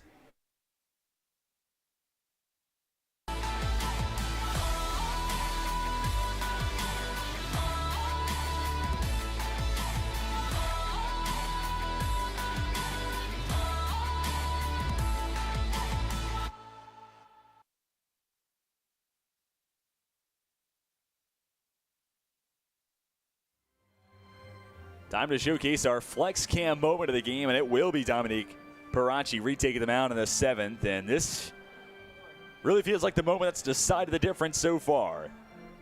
Perachi seemingly comes set twice. You can see the field umpire calls the balk right as O'Donovan pops up. 2 pitches later, letter high, fastball tattooed to left field. The 3-run shot, just the second long ball surrendered by Perachi. And you can see happy fans in attendance and a happy Logan Webster as well. Perachi entered today's contest with 4 earned runs against his entire season stat line, and in that 1 inning alone, gave up 4 earned to the Hornets. That's all the offense we've seen from Lynchburg so far. 3 runs supplied by the Seahawks, 2 in the first, 1 more in the 5th. That catches you up to where we are now.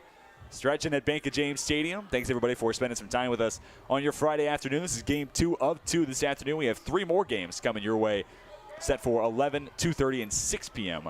first pitches. TJ Winger here with you, take you through all the fun today, and I'll be back with you for a majority of tomorrow's action.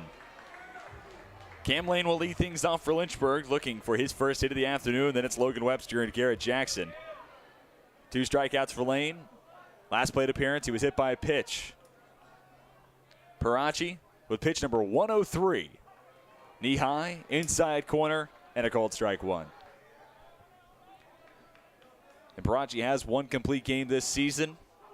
He's accustomed to going 6-7 deep for the Seahawks, and despite the pitch count being up and over the century mark, and potentially his last start of his junior campaign, I would not be surprised to see Coach Eric Cirilla try to get 115, 120, maybe even more out of his starting arm. Perachi already set, and the count 0-2 against the Lane. Catch sets up on the inside corner. Front door breaking ball is a called strike 3. Lane couldn't believe it. Perachi, though, has strikeout number 10. That pitch so pretty, I didn't even know how to speak afterwards. 4th backwards K for Perachi, and really when you look at the backwards K number, that's a sign of stuff being ridiculous. As the first pitch is in for a strike to Webster. 3 consecutive starts now with double-digit strikeouts for Perachi. Keep in mind, he had 17 back on April 9th against Wentworth. An 11-1 win for the Seahawks. Webster rolls 1 to third, gobbled by McCarthy. Throw to first is in time for out number 2. All told, today becomes the 7th time this season Perachi has hit double digits in the strikeout column. This is in his 11th start of the season. That means in 63% of Perachi's starts this season, he's had double-digit strikeouts, which, again, to sing his praises, that is just video game type of numbers. As the breaking ball drops in for a strike to Jackson. 1 for 3 today. The hit came his first time up.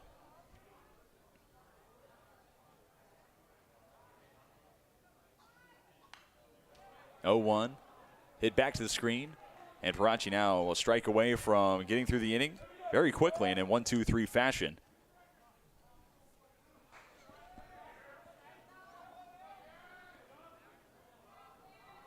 Pitch number 110. Breaking ball high and away. Jackson was the leadoff man back in the 5th inning. Last time he was at the plate. Went down with one of those 4 backwards Ks today. For Perachi, goes back to the curveball. Line the other way and foul.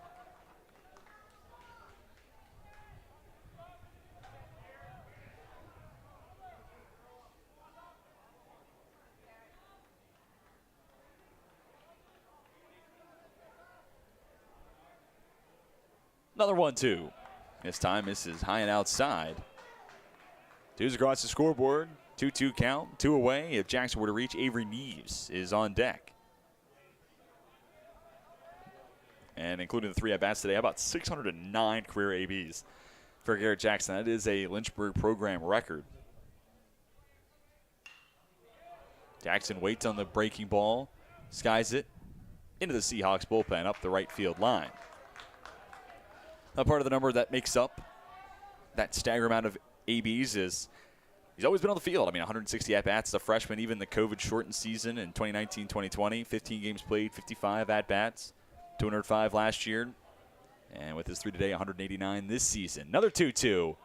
Fastball lifted to the left, ranging to his left. D'Amato has a beat on it and makes the grab for out number 3. It's a 1-2-3, bottom of the 7th, tossed by Dominique Perachi. And it includes his 10th strikeout of the afternoon, and it came against Cam Lane, down on strikes for the 3rd time today. Headed to the top of the 8th, 4-3 your score. Lynchburg out in front of Salve Regina.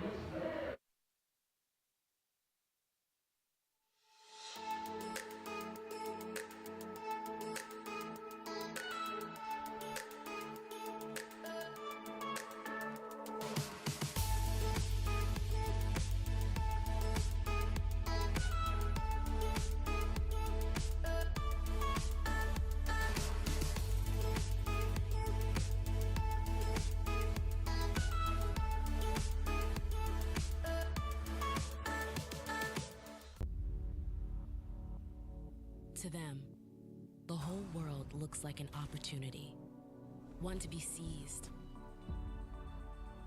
built upon, and made better for their sport and the people around it. To student athletes, every opportunity is a chance to change what could be and show the world what opportunity can do.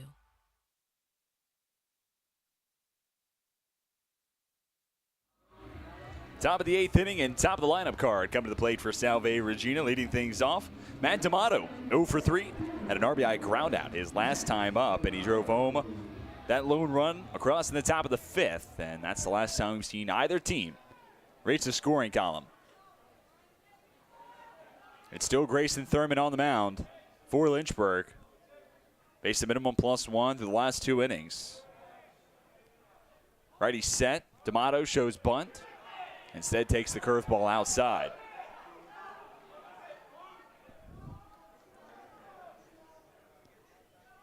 '34th pitch from Thurman there. This is 35. Another miss from the righty. But it's interesting to see how much does Thurman have in the tank and how long is this leash, especially in a 1-run game. 2-0. Inside corner. Moves the count to 2-1. And an arm did just go to the Lynchburg bullpen. Didn't catch a number.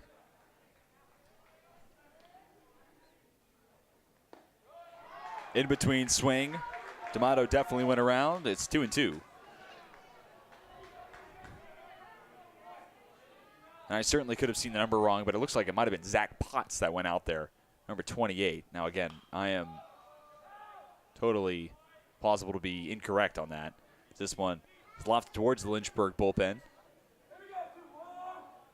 we'll do it again at 2 balls, 2 strikes.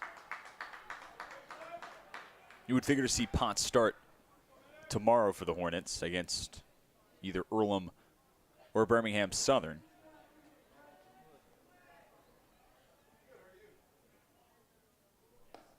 Letter high. D'Amato can't help but chase, and he goes down swinging. Second strikeout today for Thurman, and there's one down to start the 8th.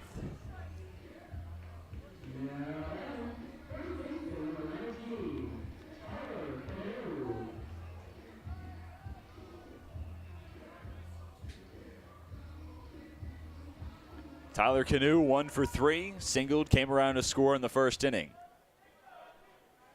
Canoe was the first to face Thurman. That was for the final out in the 5th. First pitch, the fastball, line the other way to right, ranging over, Cam Lane able to get to it, and there's 2 down. Today, just the second time Lane has played in right field since he got hurt in Game 1 of a doubleheader against Eastern Mennonite on March 26th. And it takes time to reacclimate yourself playing in the field, because after Lane came back from that injury, he was primarily a DH. But here, how about this? Nice range. Hot shot off the bat of Canoe, and a little bit of a leap. Lane holds on. And 1 pitch, all that's needed for Thurman to find out number 2.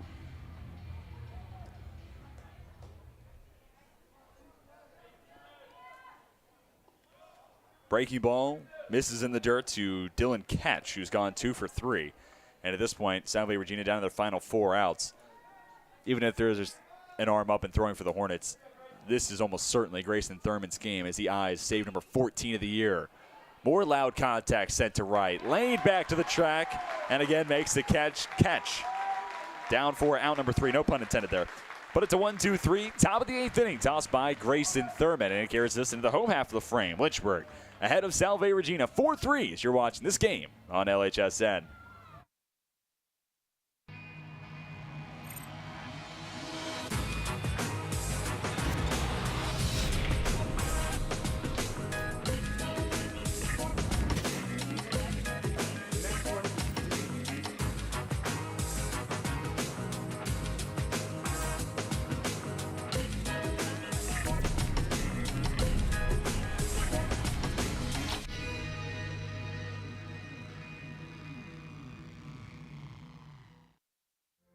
Football has taught me a lot throughout my life. It's definitely had a huge imprint on who I am as a person, competing at a Division III level. It created that opportunity for me to go to college. Not only was I the first one in my family to graduate college, but I was really the first one to even go. Being the first one, I'm breaking that cycle, and now that I've graduated, I'm not sure what's the next step, but I know I have a lot of doors open. And a lot of those are open because I played football and ran track here at Otterbein.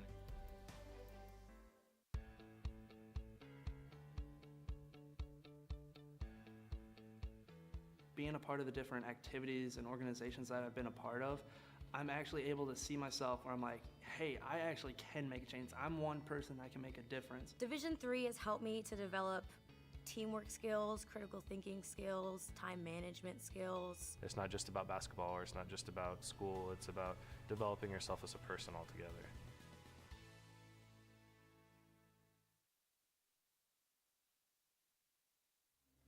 It's a call to the bullpen for Salve Regina, and answering the call is Andrew Roman, senior right-handed arm from Monson, Massachusetts. Was named CCC Pitcher of the Week towards the beginning of this month. And as Roman takes over on the mound, this will become appearance number 16 to his season.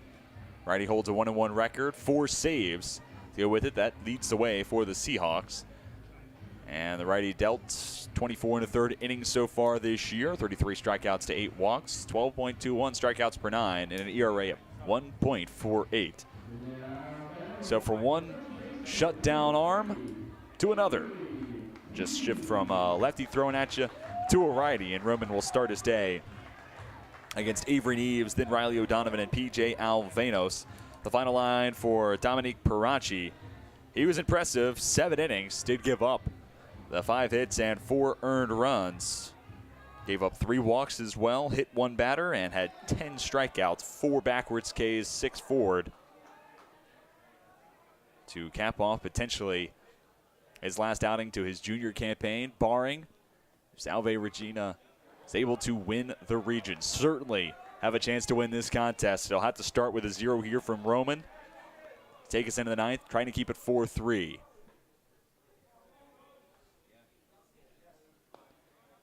Neves watches the 0-1, miss well off the outside corner. Most recent appearance for Roman came on May 13th, 2 1/3, 3 strikeouts, 2 walks, gave up 3 hits. That came against Roger Williams in a 5-1 win for the Seahawks. 1-1, coach the outside corner. Pitcher's count now 1-2. See the Lynchburg dugout. Looking for a run of insurance. Bottom of the 8th, trying to make the job a little easier for Grayson Thurman.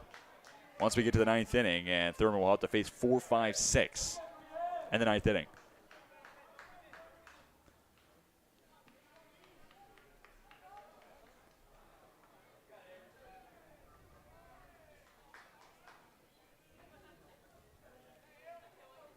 One, 2.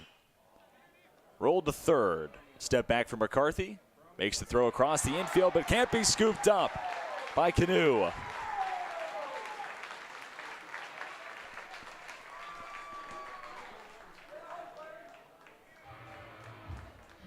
And I believe that's going to be ruled an E5 against McCarthy to be the 2nd error of the day against the Seahawks. Here it is again. And he even pops in and out of the glove of Canoe. It is charged as an E5. Throwing error given to McCarthy. Leadoff man on for Lynchburg. Third time that the Hornets have been able to do just that. First time came with Atkins. Leadoff single in the third. We know how the rest of that inning played out. Then it was a leadoff walk drawn by Alvenos in the sixth. Neves wastes no time. He takes off. First pitch is high. The throw to second, not in time. 13th stolen base this year for Neves on his 17th attempt. And Lynchburg now with a runner on in scoring position.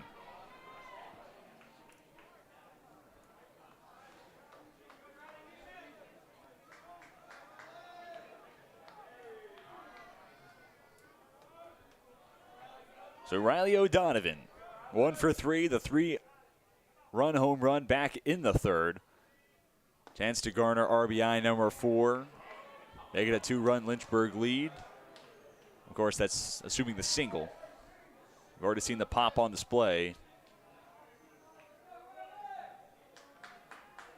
Especially in a 2-0 count, Donovan certainly do more damage than 1 run across here. But Roman looking for the first out to the frame. At the belt, 2-0. Misses above the letters. Count grows, 3 balls, no strikes. We'll see if O'Donovan has the green light here.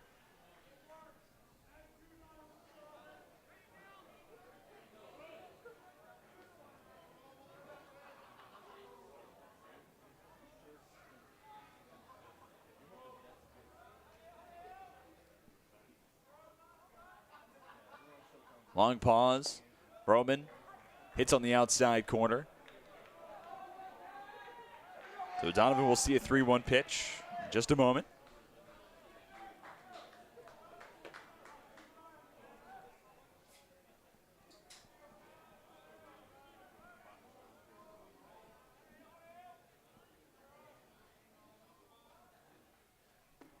Roman attacks on the inside corner, sneaks it under the bat of O'Donovan. Now a full count. Nice response here from Andrew Roman.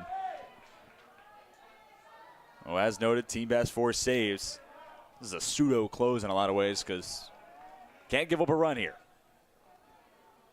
You can, but it makes the task a little bit harder once you get to the top of the ninth. So, all case and purposes, act like you can't give up a run here. 3-2.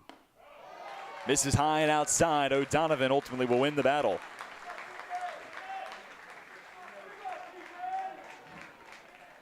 First walk issued by Roman, 4th overall from the Salve Regina pitching staff. 2 on, no outs. And P.J. Alvenos has to be the happiest man to not see Dominique Perachi on the mound. But 0 for 2 did draw a walk his last time in the left-on-left matchup. Trip to the mound for Salve Regina. Trying to settle down on Andrew Roman. Again, the room for error here is razor thin, and I think that's the conversation that you're hearing on the mound right now. Similar to what I was just evoking. You can technically give up a run here, and it doesn't close the door on any opportunities, but if it's anything more than 4-3 against Grayson Thurman, the way he's been rolling, you're putting yourself behind the 8 ball.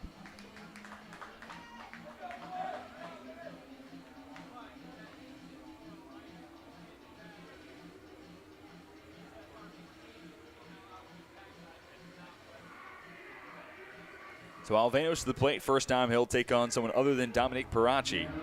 And that comes in an RBI opportunity. We've already seen Neves and his speed on display. He's at second.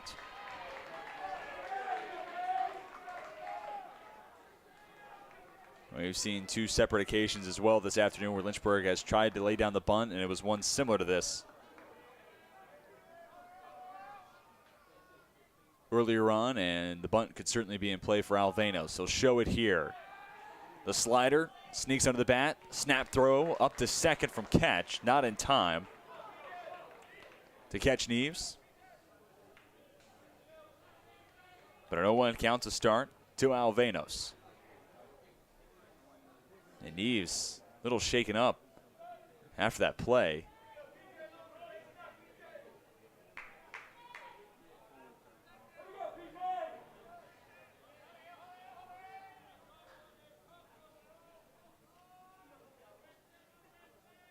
First baseman Tyler Canoe is crashing in hard. Alvenos will keep the bunt in play. Can't get it down in fair territory. Pitchers counted 0-2. Roman a strike away from a big first out to this inning. You welcome the ground ball double play, of course, as well. Now the corners will back off. Middle infield a double play depth for the Seahawks.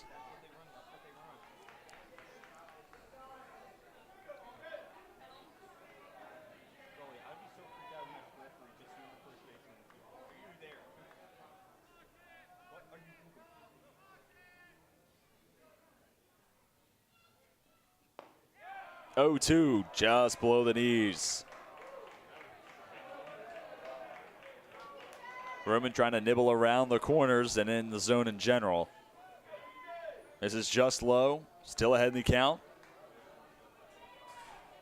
After Alvenos, we'll see Gavin Collins. Barring a double play, after that is Holden Fiedler. Roman with the signs. 1-2. On the inside corner, and Alvenos is rung up. Third time today that Alvenos has gone down on strikes. First time he's gone down looking. First punch out for Roman and a massive first out. We'll let you be the judge at home. Here it is one more time.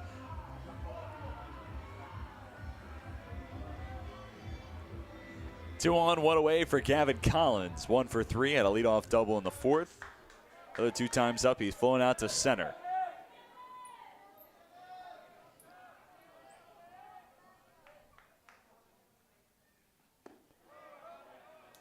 Nice slider, but it drops off the table and down below the knees to Collins. 1-0 the count.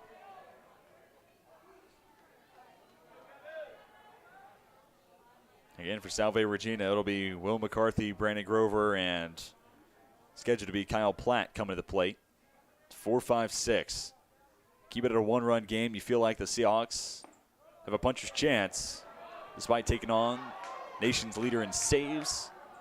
One of the top arms across the country in strikeouts per 9. Collins make his way up the third base line. Talk with Coach Lucas Jones. After a called strike on the inside corner, that might be what led to this conversation. I know you didn't like that call, but you got to keep your head in there. Continue to work against Roman. A hit here does wonders for Grayson and us as a team. Perhaps what's being said up the third base line. Coach Lucas Jones, former All-American for the Hornets back in 2005. Now in his 5th year as the head coach for Lynchburg. And it's Collins at the plate, reigning ODAC Rookie of the Year at least a year ago. Matfield holds that title this year. Neves takes off. Pitch misses inside with a head-first slide. Avery Neves, second steal today. And he's now 90 feet away from scoring that insurance run that Lynchburg's looking for. Make it 14 swipe bags this year for Neves. O'Donovan still over at first, so the double play is alive for Salve Regina. We'll see if O'Donovan decides to put himself in motion in an attempt to take away the double play ball. Get a look at the Salve Regina coaching staff. We just saw catcher Dylan Ketch step out in front of the plate, relay first and third signs.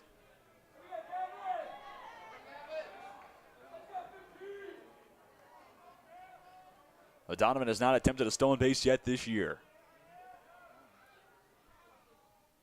2-1 from Roman. Misses away.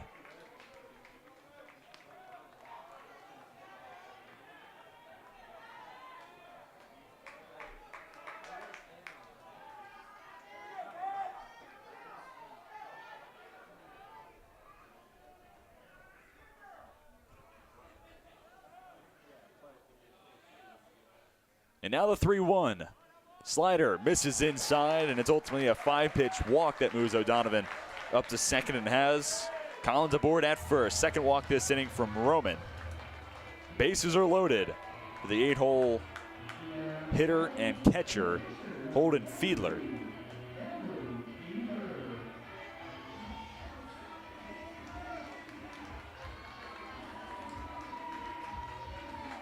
Fiedler's grounded out to short, struck out, then flown out to center. A productive out here will do the job. Corners play in. Middle infield, a double play depth.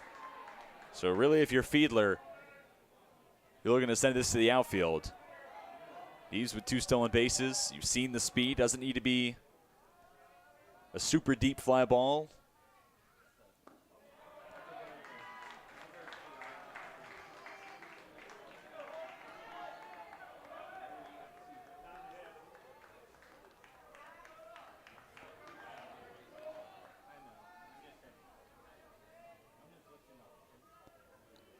Lynchburg looking for insurance. 1-0 from Roman. Senior reliever having a hard time finding the strike zone. Falls behind 2-0.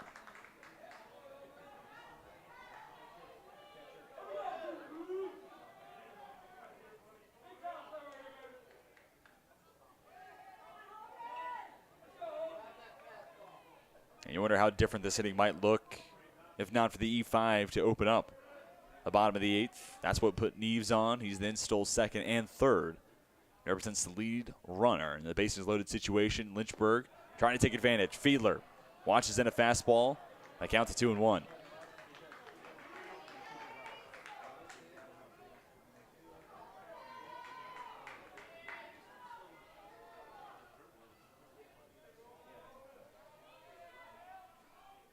'24th pitch of the inning from Roman. This is downstairs. Nowhere to put Fiedler.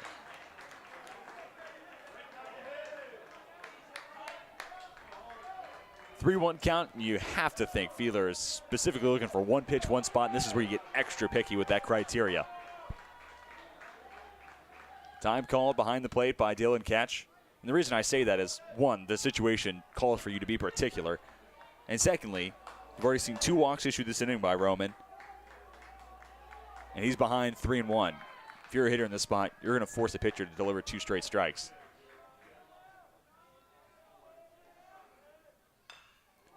Fastball hits softly up the third base line. In and out of the glove of McCarthy.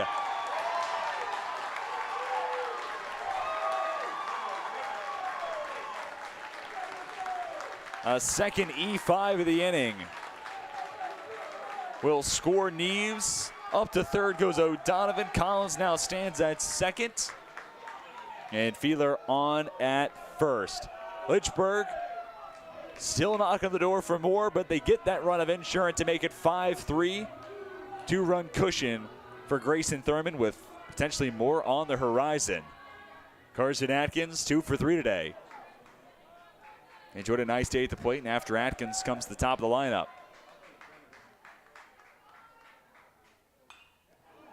Fastball sent the other way and will get out of play.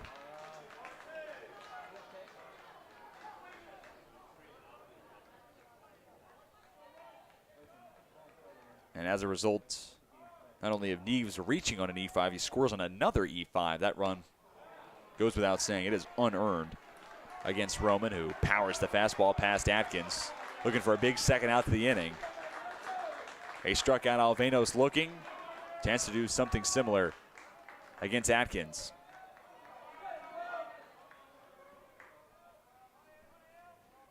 Catch spots up on the outside corner. Has it go in and out of his glove. It's a deep backstop.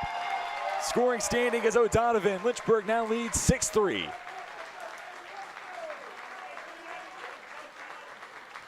Collins also up 90 feet. He's at third. Fiedler behind him at second.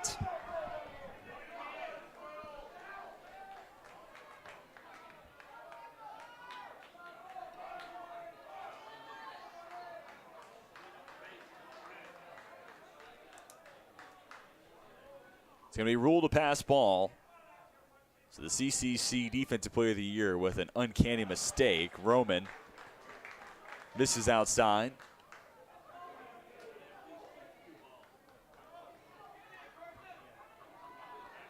The infield forced to play in for the Seahawks. 2 runs across in the bottom of the 8th. First time Lynchburg has played a run since all the way back in the 3rd.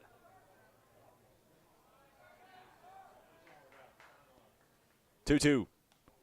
Misses high. Again gets away from catch. Now it's Collins touching home plate.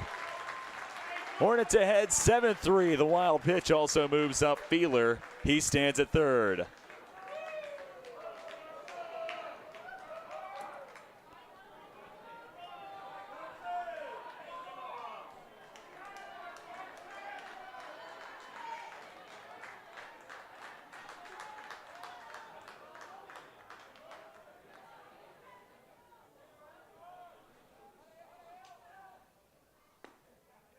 Payoff pitch off the inside corner. What a day Carson Atkins has had at the plate, especially given his strikeout struggles this season. Long at bat, he draws the walk, and it puts runners at the corners. Still just one out this inning. Third walk already issued by Roman. And it'll evoke a trip to the mound for Dylan Ketch. We've seen a pass ball as well as a wild pitch over the course of that Carson Atkins plate appearance. This might also be talking about the signs, especially with runners on. Those do change. No runner at second, but nonetheless, you do change it up in these situations. And maybe the two not being on the same page, crossing one another up, is what results in the pass ball wild pitch. Or maybe it's just to simply talk strategy, as Cam Lane, back to the plate, 0 for 3, has been hit by a pitch. All 3 times Lane's been retired, then via the strikeout. Gone down twice swinging, once looking.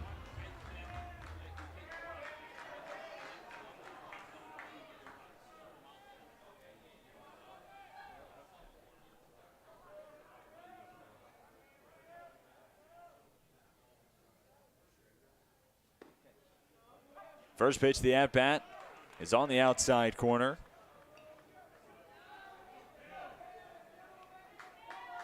Lane, the 7th hitter of the inning. Lane has plenty of speed over at first. Again, now the lead up to 4, so it's not quite the same conversations we talked about earlier with O'Donovan, but do you put Atkins in motion here? He's taken off, 0-1. Hits on the outside corner, and Catch won't force the issue. No throw down to second, instead of pump fake and a glance to third, where Fiedler has not ventured far off the bag.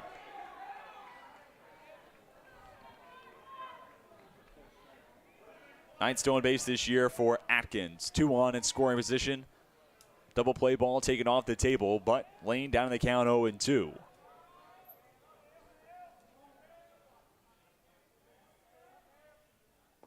Slider, cut on and miss. 4th strikeout of the day for Cam Lane. Uncharacteristic, his struggles at the plate. 2nd strikeout of the inning for Roman. Now an out away from keeping it a 7-3 score. Already 3 runs across this inning, all of which are earned. I beg your pardon. One of which for sure is unearned, as Neves reach on the error. As we currently sit, 2 of those 3 runs, though, are earned against Roman. Logan Webster, first pitch swinging, slaps it to right, but it'll hang up for Petrosino to track it down and make the grab for out number 3, but 8 step to the plate. 3 come across it. Lynchburg carries a 7-3 lead into the top of the 9th. Grayson Thurman with eyes on potential save number 14 of the season when we come back on LHSN. Look what you're missing.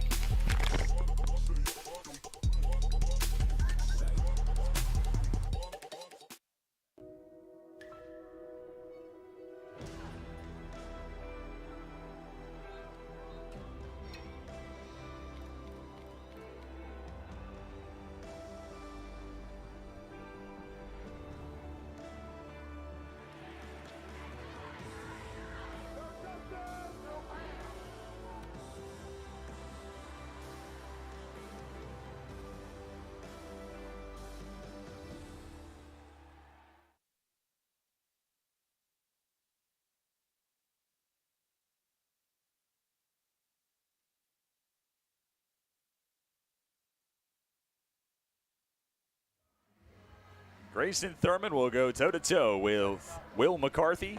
Brandon Grover and scheduled to be Kyle Platt hitting third this inning. The DH hitting for original DH Ryan Gratial. So there might be another pinch hitter in the works there in that third spot this inning. But Lynchburg carries a 4-run lead into the top of the ninth inning after scoring 3 runs in the home half of the eighth. Thanks in part to a couple of errors, a wild pitch and a pass ball as well in that inning. So some struggles defensively for the Seahawks. Allow Lynchburg runs of insurance, and now the hole at 4 runs for Salve Regina, looking to avoid having to play tomorrow at 11 o'clock. If the score holds, though, it will be the Seahawks against Earlham and Lynchburg, then in Game 2 against Birmingham Southern. Don't know who will be home and away. That will be decided by a committee after today's action comes to its conclusion. First pitch swinging, McCarthy lines one foul the other way. 0 for 3 day offensively at the plate for the Seahawks third baseman. The pop out, fly out, then hit into a 1-6-3 double play back in the 6th. For Thurman, chance to make it 14 saves this season. He already leads the country in that category. McCarthy into the screen. Count now 1-2.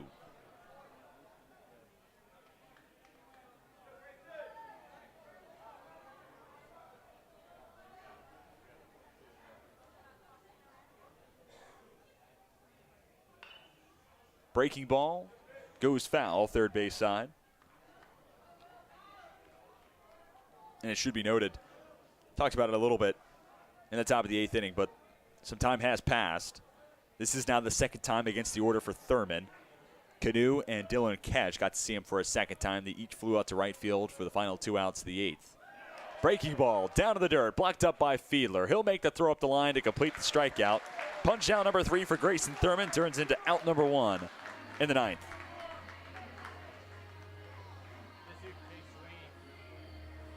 Brandon Grover 1 for 3. The 2 RBI triple came all the way back in the first. Since then, a line out to second and a strikeout looking. Thurman set down 5 in a row, looking to make it 6 straight against the Seahawks center fielder. First pitch swinging. Grounder sent to first. Neves boots it initially, then tosses to Thurman, covering the bag. Great hustle from the senior reliever. 3-1 put out, Grover down on just 1 pitch.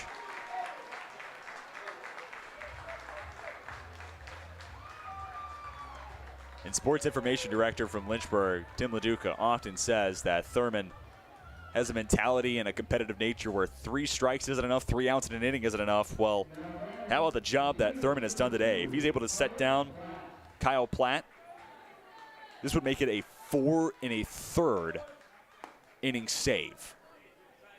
Check that, it would be 4 1/3 win because Nick Matfield did not travel 5 innings. So Thurman won't get the save. Instead, he'll get the win.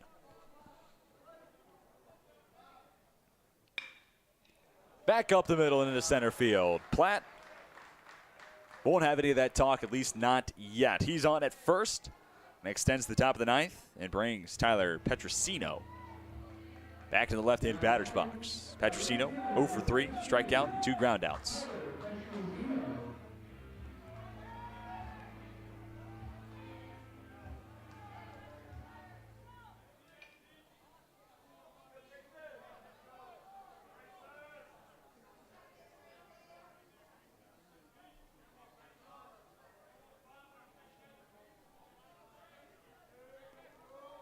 Platt not being held on at first.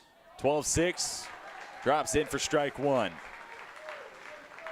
By the way, if Thurman does get the win, it would be his 3rd of the season.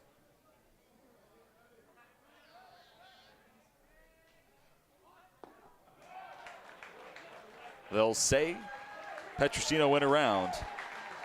Down now 0-2, the Seahawks down to their final strike.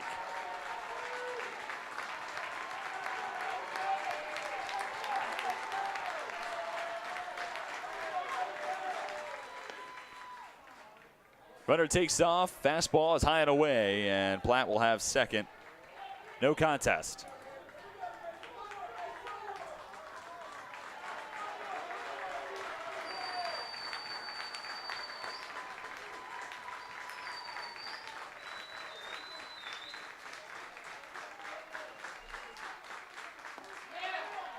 1-2 breaking ball. A close miss, but a miss nonetheless. 2's across the scoreboard now. 2-2, the count, 2 away.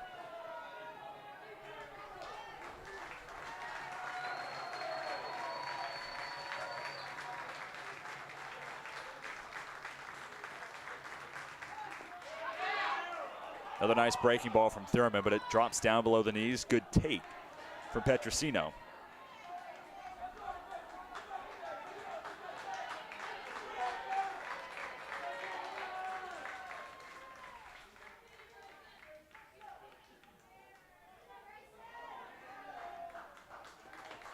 We'll have a payoff pitch. If Petrosino reaches, Benarusso is the man on deck.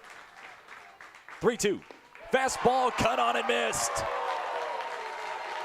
Strikeout number 4 for Grayson Thurman brings the close to a 7-3 Lynchburg win over Salve Regina, despite being out-hit by the Seahawks 6-5.